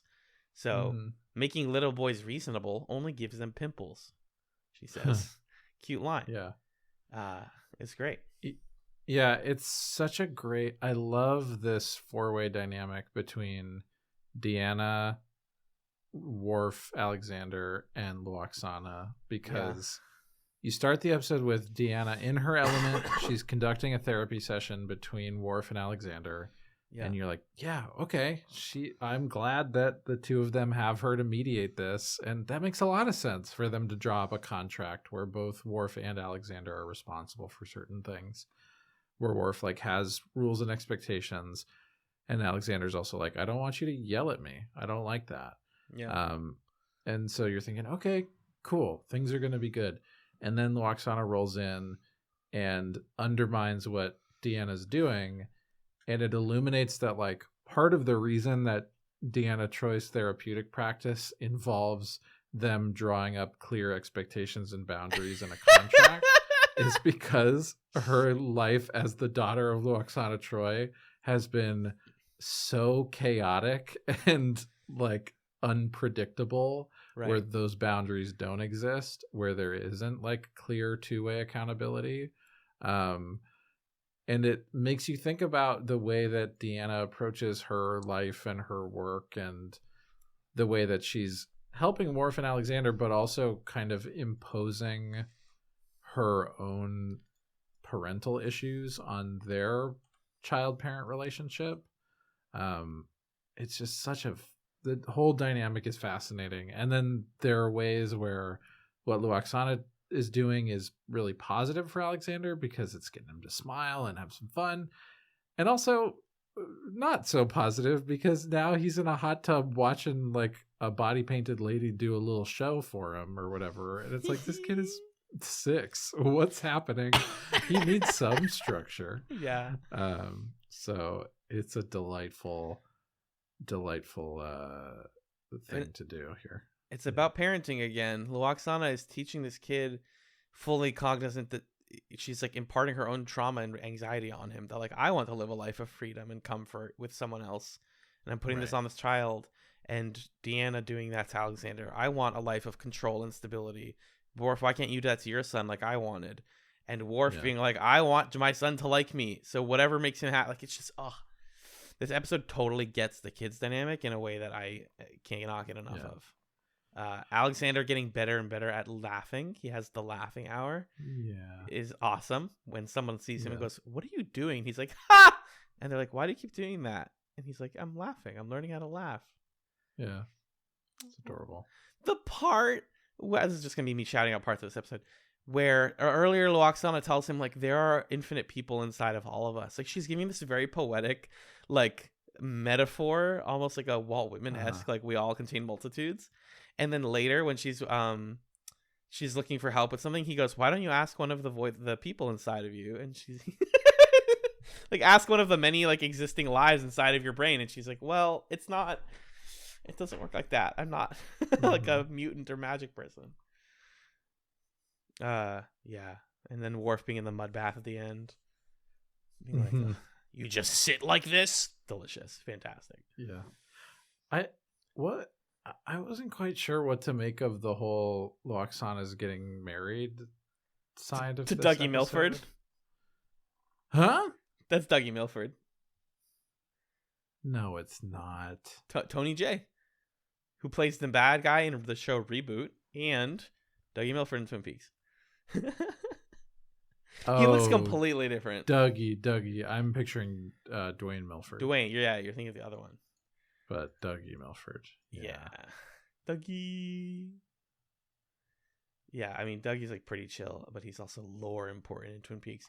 Yeah, it's just that Tony J is great. I like seeing him. But what do you mean? Like, so you said you don't know how you feel about the wedding plot?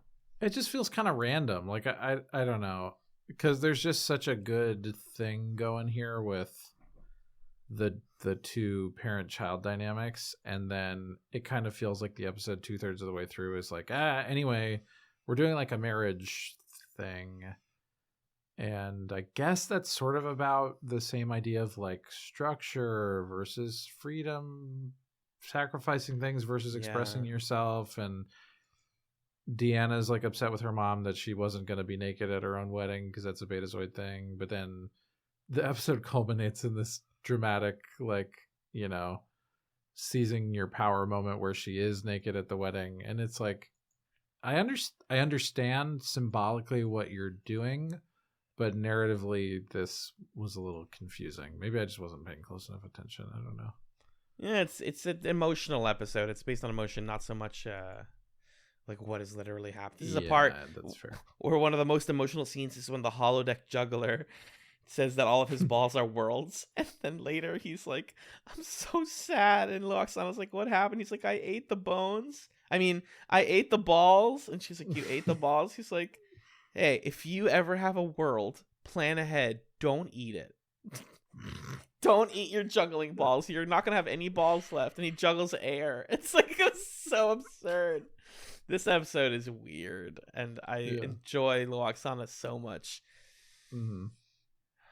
I think it's a low A, but I would be willing to give it a high B just because there like is an A plot that doesn't even matter, and I don't like it when that happens.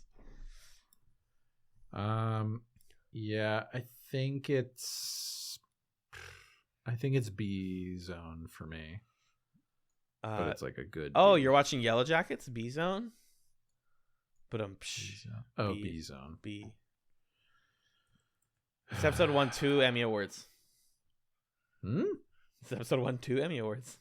Which ones? Outstanding Individual Achievement in Costume Design. Okay, sure. Outstanding Individual Achievement in Makeup for a series. Right. Nominated for Individual Hairstyling. Yeah, man.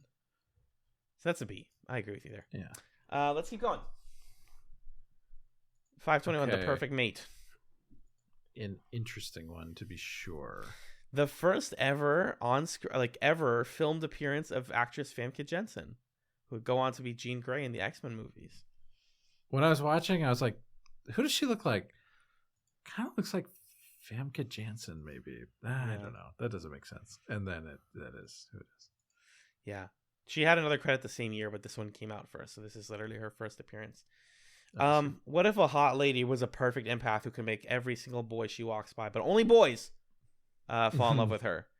And she was supposed to be given from one warring faction to another one, but the Ferengi let her out early to cause chaos.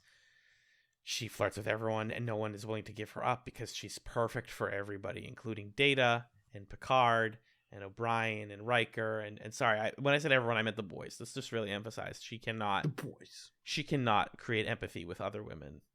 Sounds like my ex-wife. It's really unfortunate, by the way, that her name in this is Kamala. Just a bummer. Not a fan. Pheromone-releasing empath with a Dutch accent is weird. It's a weird thing I wouldn't have expected on my TNG bingo board. I don't know why the Ferengi are in this episode other than to cause problems. Yeah, just to remind you that they exist, I guess. Yeah. I like that her empathy for Picard involves becoming a Shakespeare nerd. That's the way to fall in love with Picard.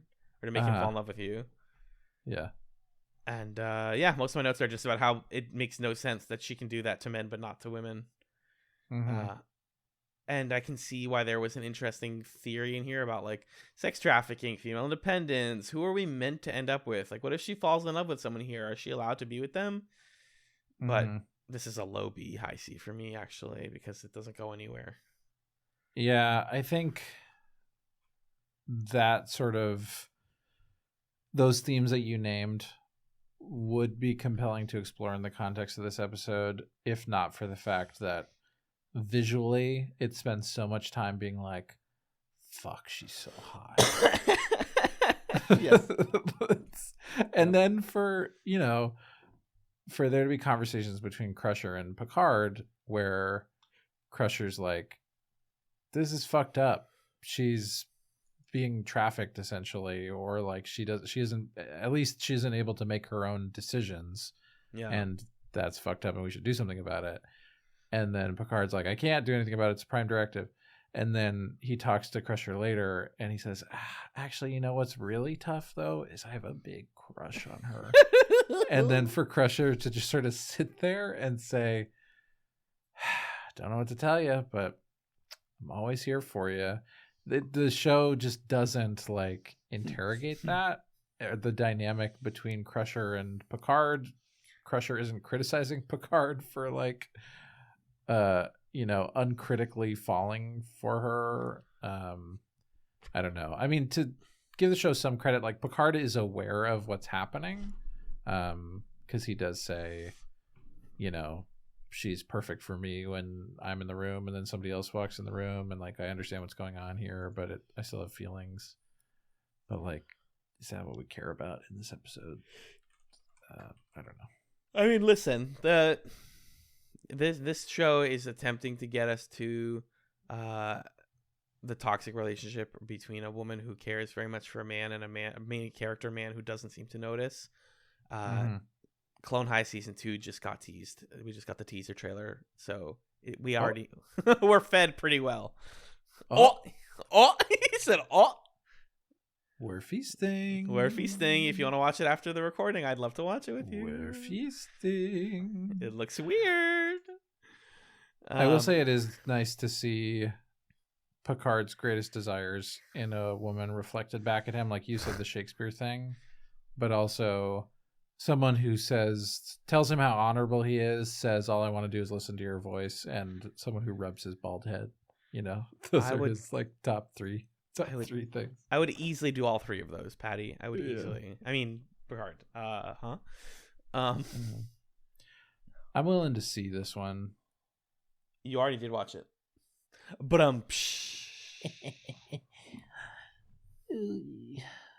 right. That's what you wanted to do, right? See? I said low B, high C, so let's give it a C. Oh, do you want to do No. Let's give it a high C. Okay. 522. Yes. 522 Imaginary Friend. Really straightforward episode. Doesn't particularly go anywhere you don't expect it to, in my opinion. Except for the final like twist / reveal of why it's happening. I would argue that it's arguably too basic. Basically, I just said the word basic like 15 times.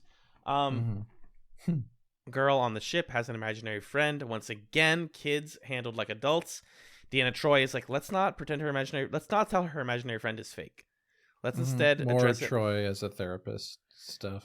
Yep, check that box off. What if my imaginary friend was real, though, as a beam of light passes through the ship, taking over different parts of the engine, causing it to decelerate constantly despite accelerating, and it goes in front of this girl and makes her imaginary friend Isabella a real girl, which at first is really cute, but Isabella's really mean, and she makes her not do her tasks and makes her throw mud at Alexander and takes her away from all of her friends and is mean to adults and just is a nasty, nasty child who can also go invisible whenever she wants so that Clara gets in trouble.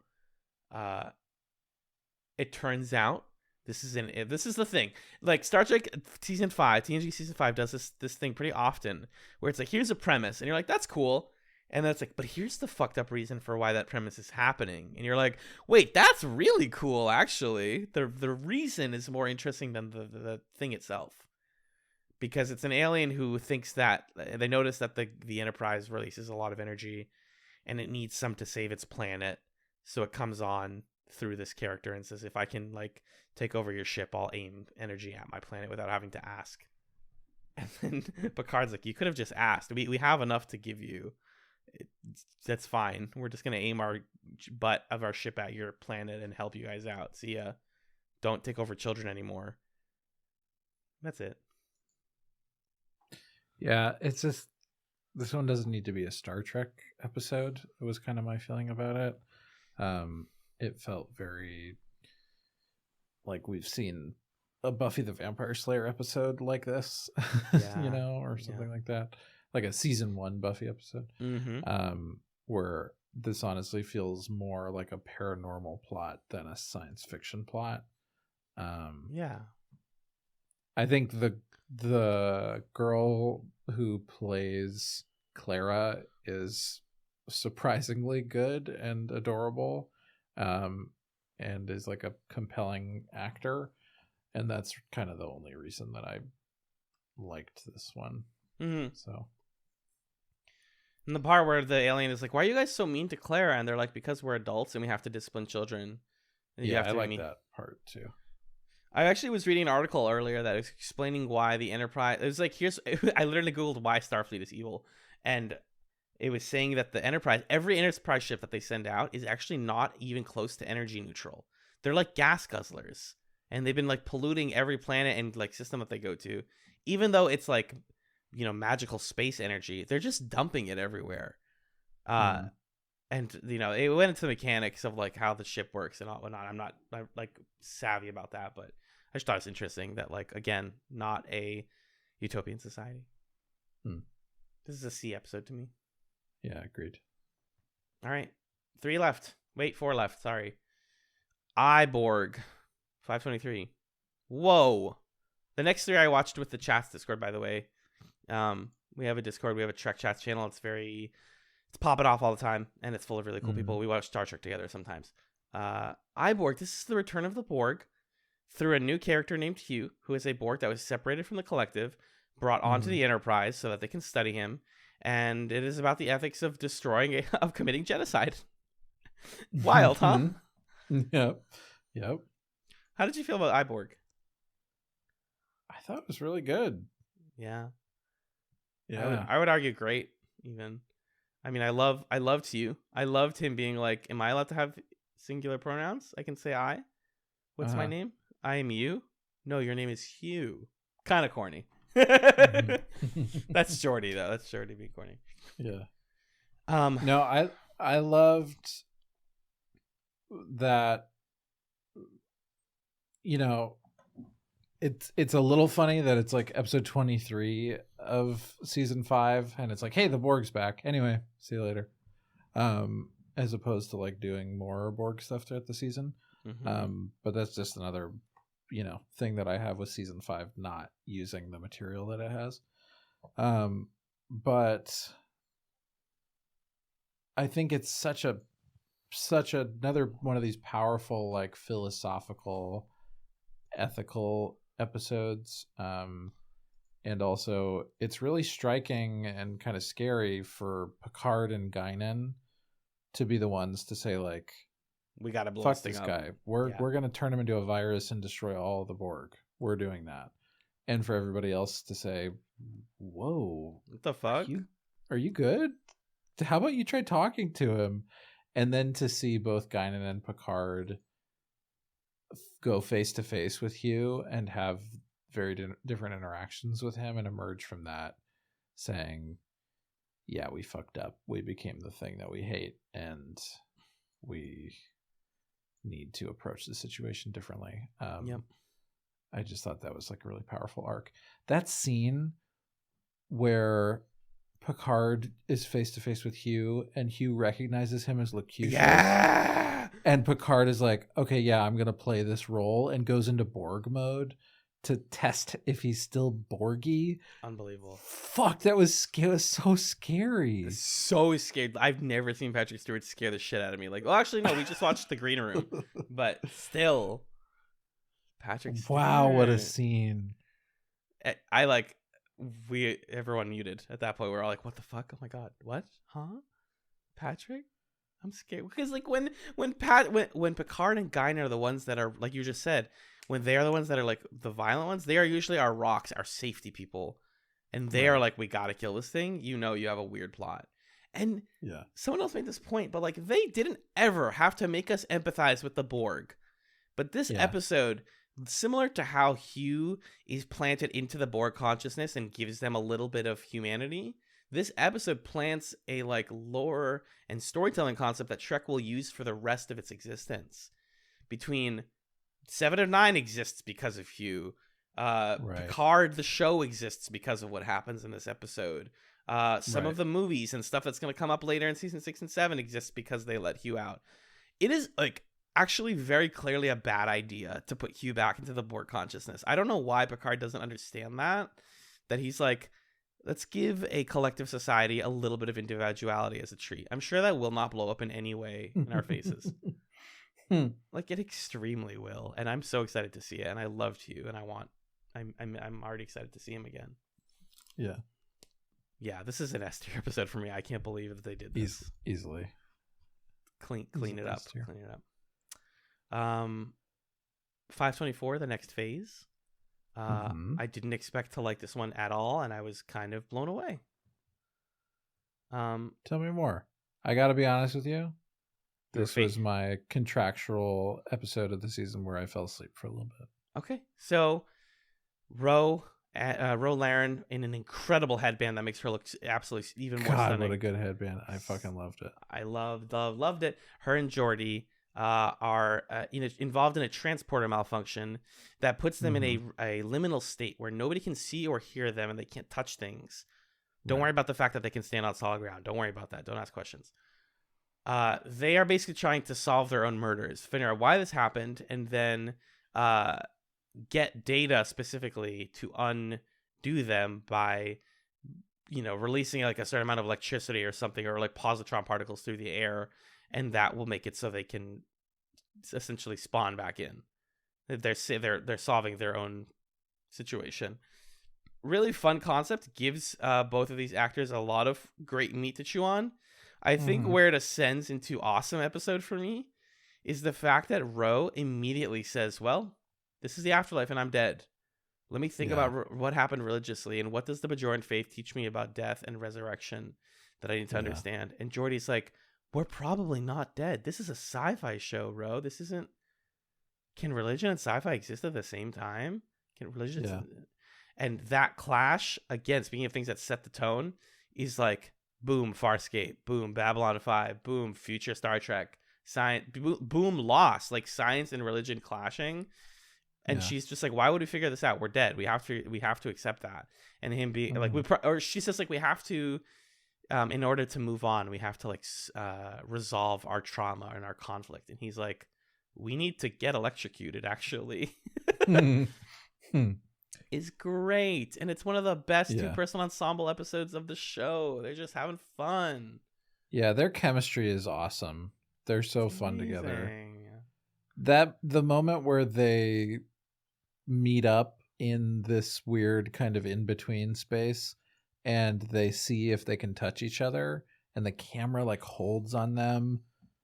Geordi puts his hand up and you spend 45 straight seconds, it feels like, staring at these two actors touching their hands together to see if they make contact. It's just so good. They're together. They're such a magnetic screen duo. I loved it. And I love the exchange they have at the end of the episode where Ro has accepted like, okay, well, we didn't die, and Geordi's munching away on as much food as possible. And Ro is like, yeah, there's an explanation for what happened to us. That doesn't change the fact that this was like an existential crisis that I just experienced. And now I'm deeply pondering life in the afterlife. And I gotta like process that a little bit.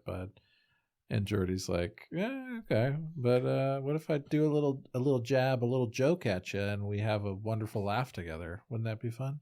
Mm-hmm. And it is fun. It's great. This is why Geordi needs to be in more episodes. Thank you. Ro has potential. Yeah. I mean, I think to myself, like, what could I possibly not give this an S for? Like, the final conflict is them doing... They discover one of the... I think they're Romulans, right? Is also in the same phase dimension as them. And they have, like, a Scooby-Doo chase through the Enterprise from this guy. Where, like, literally they're doing the, like, running through doors thing. And I was like, this is amazing. This is so clever and well shot and funny and scary. And then they eject him out of the airlock, which is the most brutal way to kill, not the airlock, of like a window. It's like, what's a sad way for that guy to die? Because he's not physical, so he won't suffocate. He's just trapped in the infinite space forever. Mm-hmm. That's way sadder than just killing him. I also love the charm of Data taking on the project of having a memorial service for Geordi, and then you come into that memorial service and it's just a big old party. And he's grinning. When Geordi and Ro come in, Geordi says, hell yeah, this is perfect. Reaffirming the Data Geordi friendship and the way that they understand each other. I was so charmed by that. And then Riker tuba. Yeah, the Riker trombone stuff too. Or trombone, sorry. It was great. That's the meme scene. That's the most like famous Riker trombone part of the show. I think this is an S tier episode. It's actually often referenced as one of the best of the show, which is surprising to me, but I mean, I loved it. Great. Happy to S it. I'll probably have to rewatch it. It's fun. I think it's very self-contained and like straightforward. It just doesn't have any chaff. Deep breath. Speaking of one of the best of the show. Hold on. I need a second before we talk about this one. It's 5:25, The Inner Light. Often considered the best episode of Star Trek. Definitely one of the best episodes of TNG. Often referenced in best episodes of TV, period. How did you feel about it?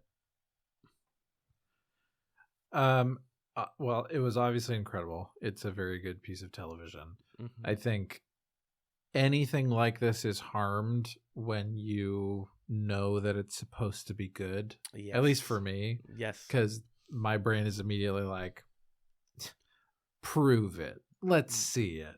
But it won me over very quickly. I think this episode does an incredible job. I don't know why they bothered to do another episode in this season after this one. Yeah, end it on this, fam. I'm sorry, Time Zero Part 1, but like you were booty compared to The Inner Life. This should have been the end of season 5 because it's this perfect synthesis of the major themes that we've been following throughout the season. Talking about history and memory, right? Yeah. Talking about the role of parents and children. Talking about societal collapse, talking about like climate ethical disaster. Quandaries and decision making, talking like all these kinds of things, talking about gender roles too is at play here, like all of these different ideas that have been kind of swimming around. Individuality and your responsibility to the collective, it's all in there. Like any theme that any other episode has touched this season, The Inner Life concludes that theme for the season and does it in this like super gentle, attentive, patient way. Sorry, that was just great. It's The Inner Light. I only correct you because it's named Did after... I say life? Yeah. Sorry, light. Inner Light. I only because it's a Beatles song. It's named after a Beatles song. Oh, I see. Got it. But yeah, sorry. Please continue. Yeah, I don't really know what I could say about it that's like a new take on it. But it was a really beautiful episode for me. I think on a personal note, like I've been having more feelings lately about feeling a little disconnected from the reality around me and having a hard time kind of feeling rooted in the present or feeling rooted in my relationships with other people. And so to watch an episode where Picard is experiencing like a simulated reality, basically. He's not really experiencing these things, but he draws such deep, purposeful meaning from it and forms this really intimate bond with a society that no longer exists. There was something about that felt cathartic to me in the like space that I'm in right now in my life. Yeah. And I was thankful to the episode for that because it kind of like is, I think, helping me have the moment that Picard has when he comes out of the experience and he wakes up and he's like, I'm Jean-Luc Picard. I'm on the Enterprise. All the people I know are here. Okay. All right. Yeah. I'm here. I'm where I am, and I'm going to make the most of that. So I really liked it for all those reasons. I'm glad you found something personal connect to it with. That's really important, right? And I think that what works for me about this episode is like one of the previous ones we talked about. It's kind of morally gray, because we talked about it in the Discord afterwards. But like, they couldn't have fixed the society that Picard is talking about, that he's exploring. Even early, like right when he gets there, and he's like, "You guys are already having a drought. It's probably gonna become an issue." And the guy's like, "We can't afford to do it. We're not able to do it." And then like years later, when he sees that guy again, he's like, "What's the update?" And he's like, "Oh, we're working on it. We actually finally started working on it." Like, you couldn't make them start sooner. You tried to. There was no universe where you would have made this society figure out their crisis faster. And it's about accepting the fate of that. And instead of continuing to try to fix it, which he kind of tries to do for the rest of his life, it's about being like, well, shit, you know what we can do is leave something for the next guy. Pay it forward a little bit. Help the next generation. Help the next generation. Wink, wink. Like, not make the same mistake. That's why they leave this record behind. Is we're going to place into someone's brain like, hey, the planet you're looking at blew up because we wasted all of our resources and we just didn't advance fast enough. The way I described it was, it's like if you play Civ and you don't get your technology up to where everyone else is and you just simply get wiped out. It doesn't mean you failed. It doesn't mean those millions of people in your society were bad or stupid. They just didn't figure out the same things that other people did. And like realizing that probably happened like thousands and millions of times around the world. Friend of the podcast, Arthur, was saying also, like, this is a big theory for like why we haven't met aliens yet, is that I bet you a lot of alien societies like didn't make it, including like us potentially into the future, you know? And that stuff is just really beautiful. And what gets me, what like makes the episode the part where it makes me cry is realizing that Picard has to live the rest of his life having lived a life and like lived and died with a society of people who didn't exist anymore. It's just, there's so many different angles here. On one hand, he's living the lyrics to Once in a Lifetime, you know, the like, this is not my beautiful wife, the whole like you're saying about yourself, like you wake up one day and realize, oh my god, what the fuck do I do? What is my role here? How do I exist here? All I have that to ground me is the thing I make. Like he makes music, he plays the flute. And so when he comes back into the present, it's like, well shit, this is the thing I know how to do.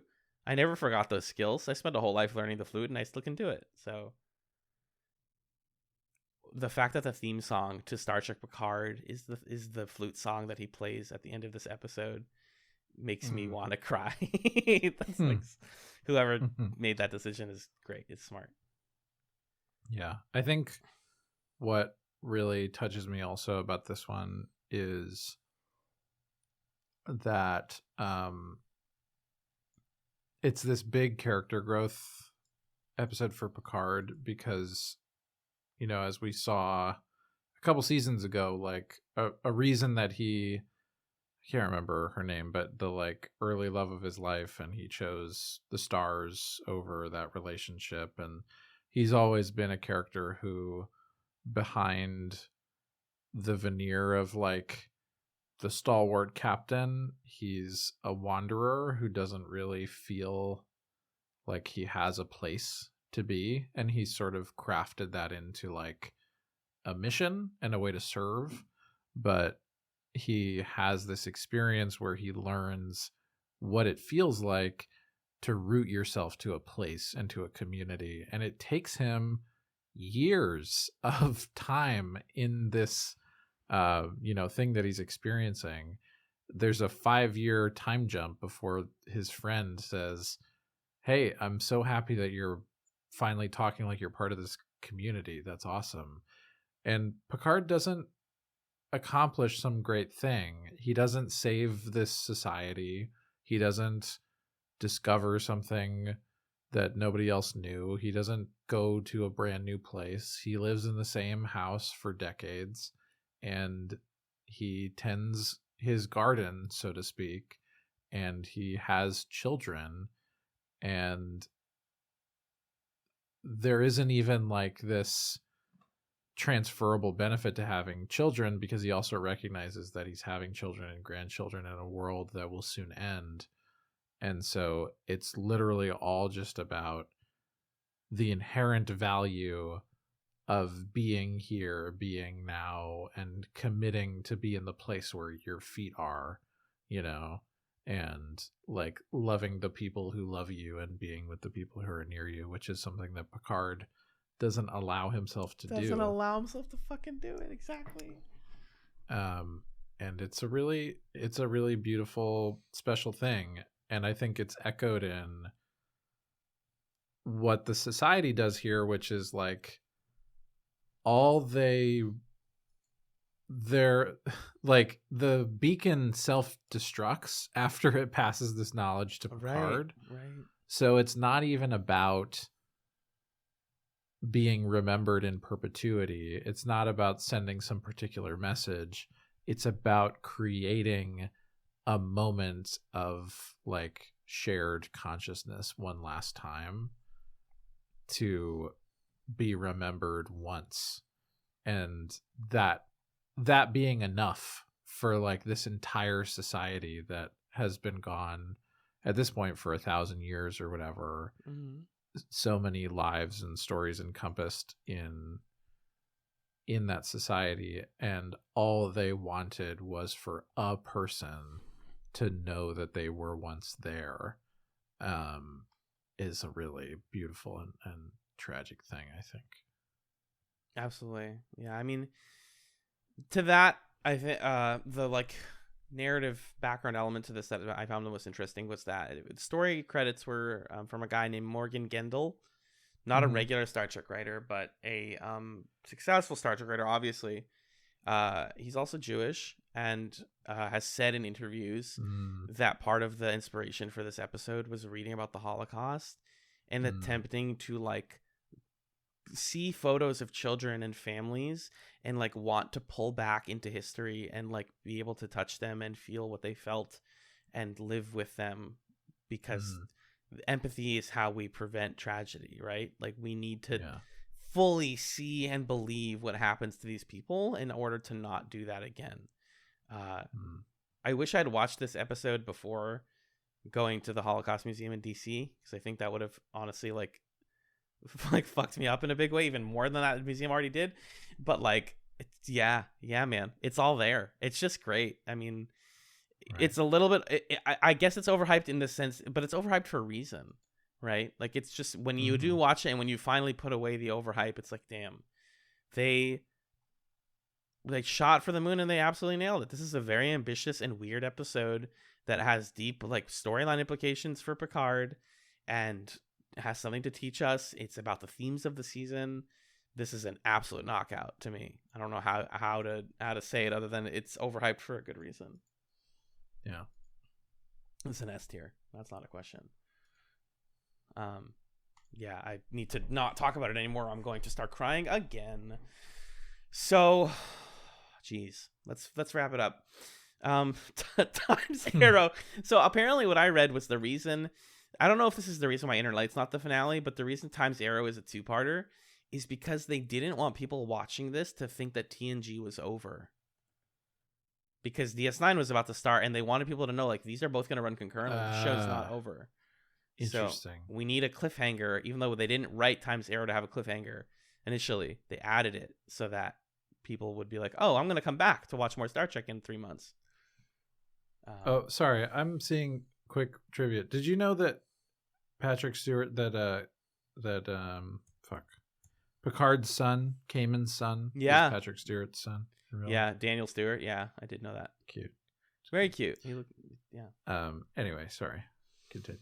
Times Arrow. In this episode, the TNG crew, the Enterprise crew, find Data's severed head in a cave with technology dating back to the 19th century of Earth.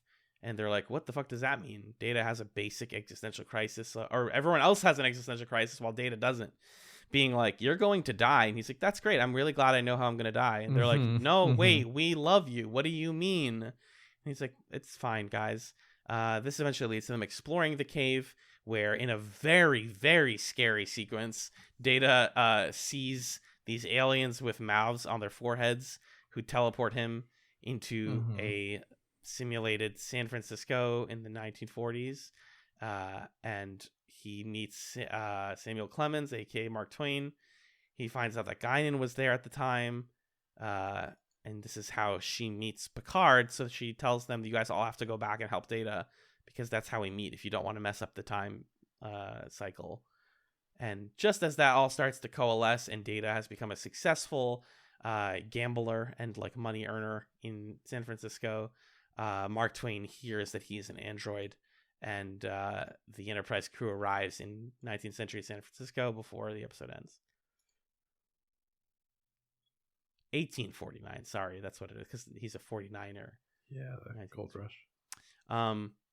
It's fun. My roommate was like, "Oh, is there a time travel episode coming out? And is it this one?" And I was like, well, sort of, but I don't think this is the kind of time travel episode that you want.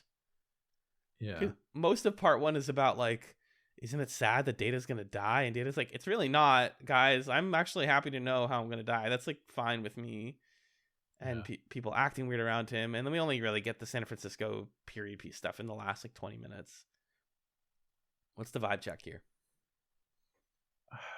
I mean, it's an impossible task to follow the Inner Light at the end of the season here, and the reality of it is this episode is not trying to end a season. It's kind of the coda to things, I guess, or the like, well, that's over now, we're gonna start our next adventure, join us next time. But I don't know, I can't care about this. Like, I don't like it when sci-fi shows go back in time to random historical times and have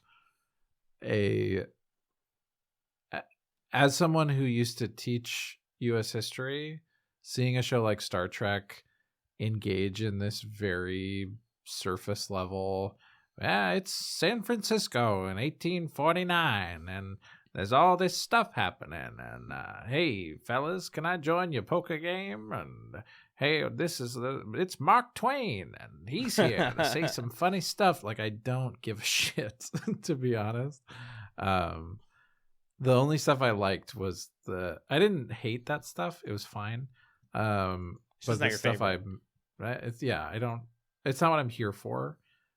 But I did like you were describing, everybody being like, Data, you can't die, and Data being like, you're gonna die too. That's the thing. We're good. I could be sent back to 1849 in 1,000 years. We don't know. I'm cool, guys. Chill. That was entertaining to me, but otherwise, whatever. You mentioned a minute ago how like it's so surface level. It's on the surface level of like the Magic Tree House. Like, we're back in 49. There's a guy who's in the gold rush and he's homeless, and we're not going to talk about why. Please pay no attention to that.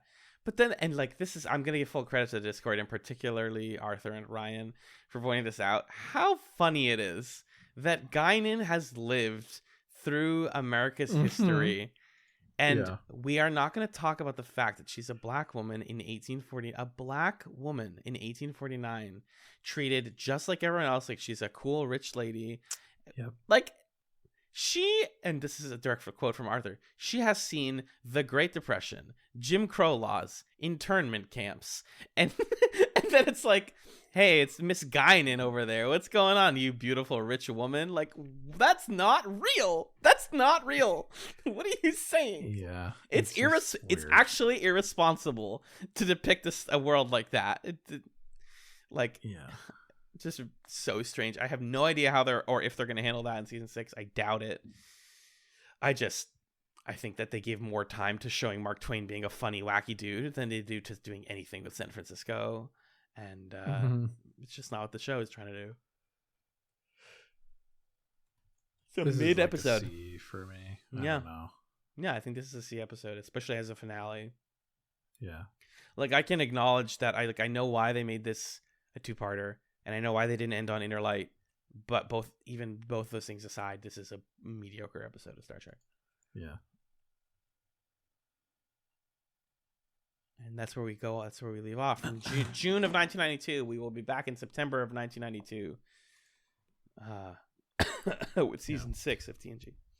Yeah. So we're going to watch season 6 of TNG next. So you'll hear that. You're hearing this towards the beginning of April. You'll hear that episode towards the beginning of July of this year.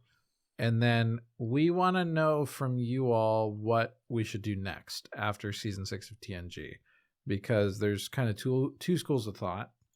One is finish TNG, go to season 7, and then go to DS9. Mm-hmm. The other school of thought is watch seasons more or less in airing order. And so go from season 6 of TNG to season 1 of DS9, and then go back to season 7 of TNG and finish it out. So you folks let us know what you think. We're not familiar enough to know if there's crossover within those seasons, if that matters, or what the more enjoyable watch experience is. But those are our two options that we'd love some feedback on. Yeah. Very fun. Yeah. And otherwise, you'll hear us return to Birds of Prey next week, which is exciting. Oh boy, should I tell them what we're watching? Yeah, please do. So next time it's our coverage of Nature of the Beast and Gladiatrix, if you have those summaries. Nature of the Beast. Helena has to help the man who killed Dinah's mother. Ooh, okay. And Gladiatrix is Fight Club for women. Oh boy. Okay. That's gonna be weird. Forgot to mention, John, anything that you know or are excited about from season 6 of TNG? Yeah, I think there's going to be more Cardassian stuff from what I understand, which will be cool. Awesome. Excited to see where that's going to go. I'm wondering what the big things are. I think maybe I've just been taught by shows like Farscape and B5 to expect season arcs, and that's not what TNG's doing. But I'm wondering if there's going to be kind of a main thread of season 6. So I'm excited to see that. And there's not, I guess, Worf and Alexander, what's next for them? Give me more Geordi. That's kind of my vibe right now. Oh my god, I'm looking at just brief summaries and it's going to get so weird. If you thought TNG was done being weird and we were going to get into like serious stuff, you are wrong. Oh my god, this is so weird. Give me a taste. What if everyone on the ship was children? Love it. What if they went into the Old West and all the bad guys were Data? Okay. You lost me and then you got me back. Also, it's Worf and Alexander together going to the Old West in the holodeck. Anyways, we're gonna get. This is the things I'm excited about. We're gonna get Q again. Love Q. Love my non-binary boyfriend. We're gonna get a couple of classics. We're gonna get a return of a TOS character, pretty early on. And then we're gonna get There Are Four Lights, the famous Chain of Command 2-parter where the whole There Are Four Lights scene is. That's season 6, episodes 10 and 11.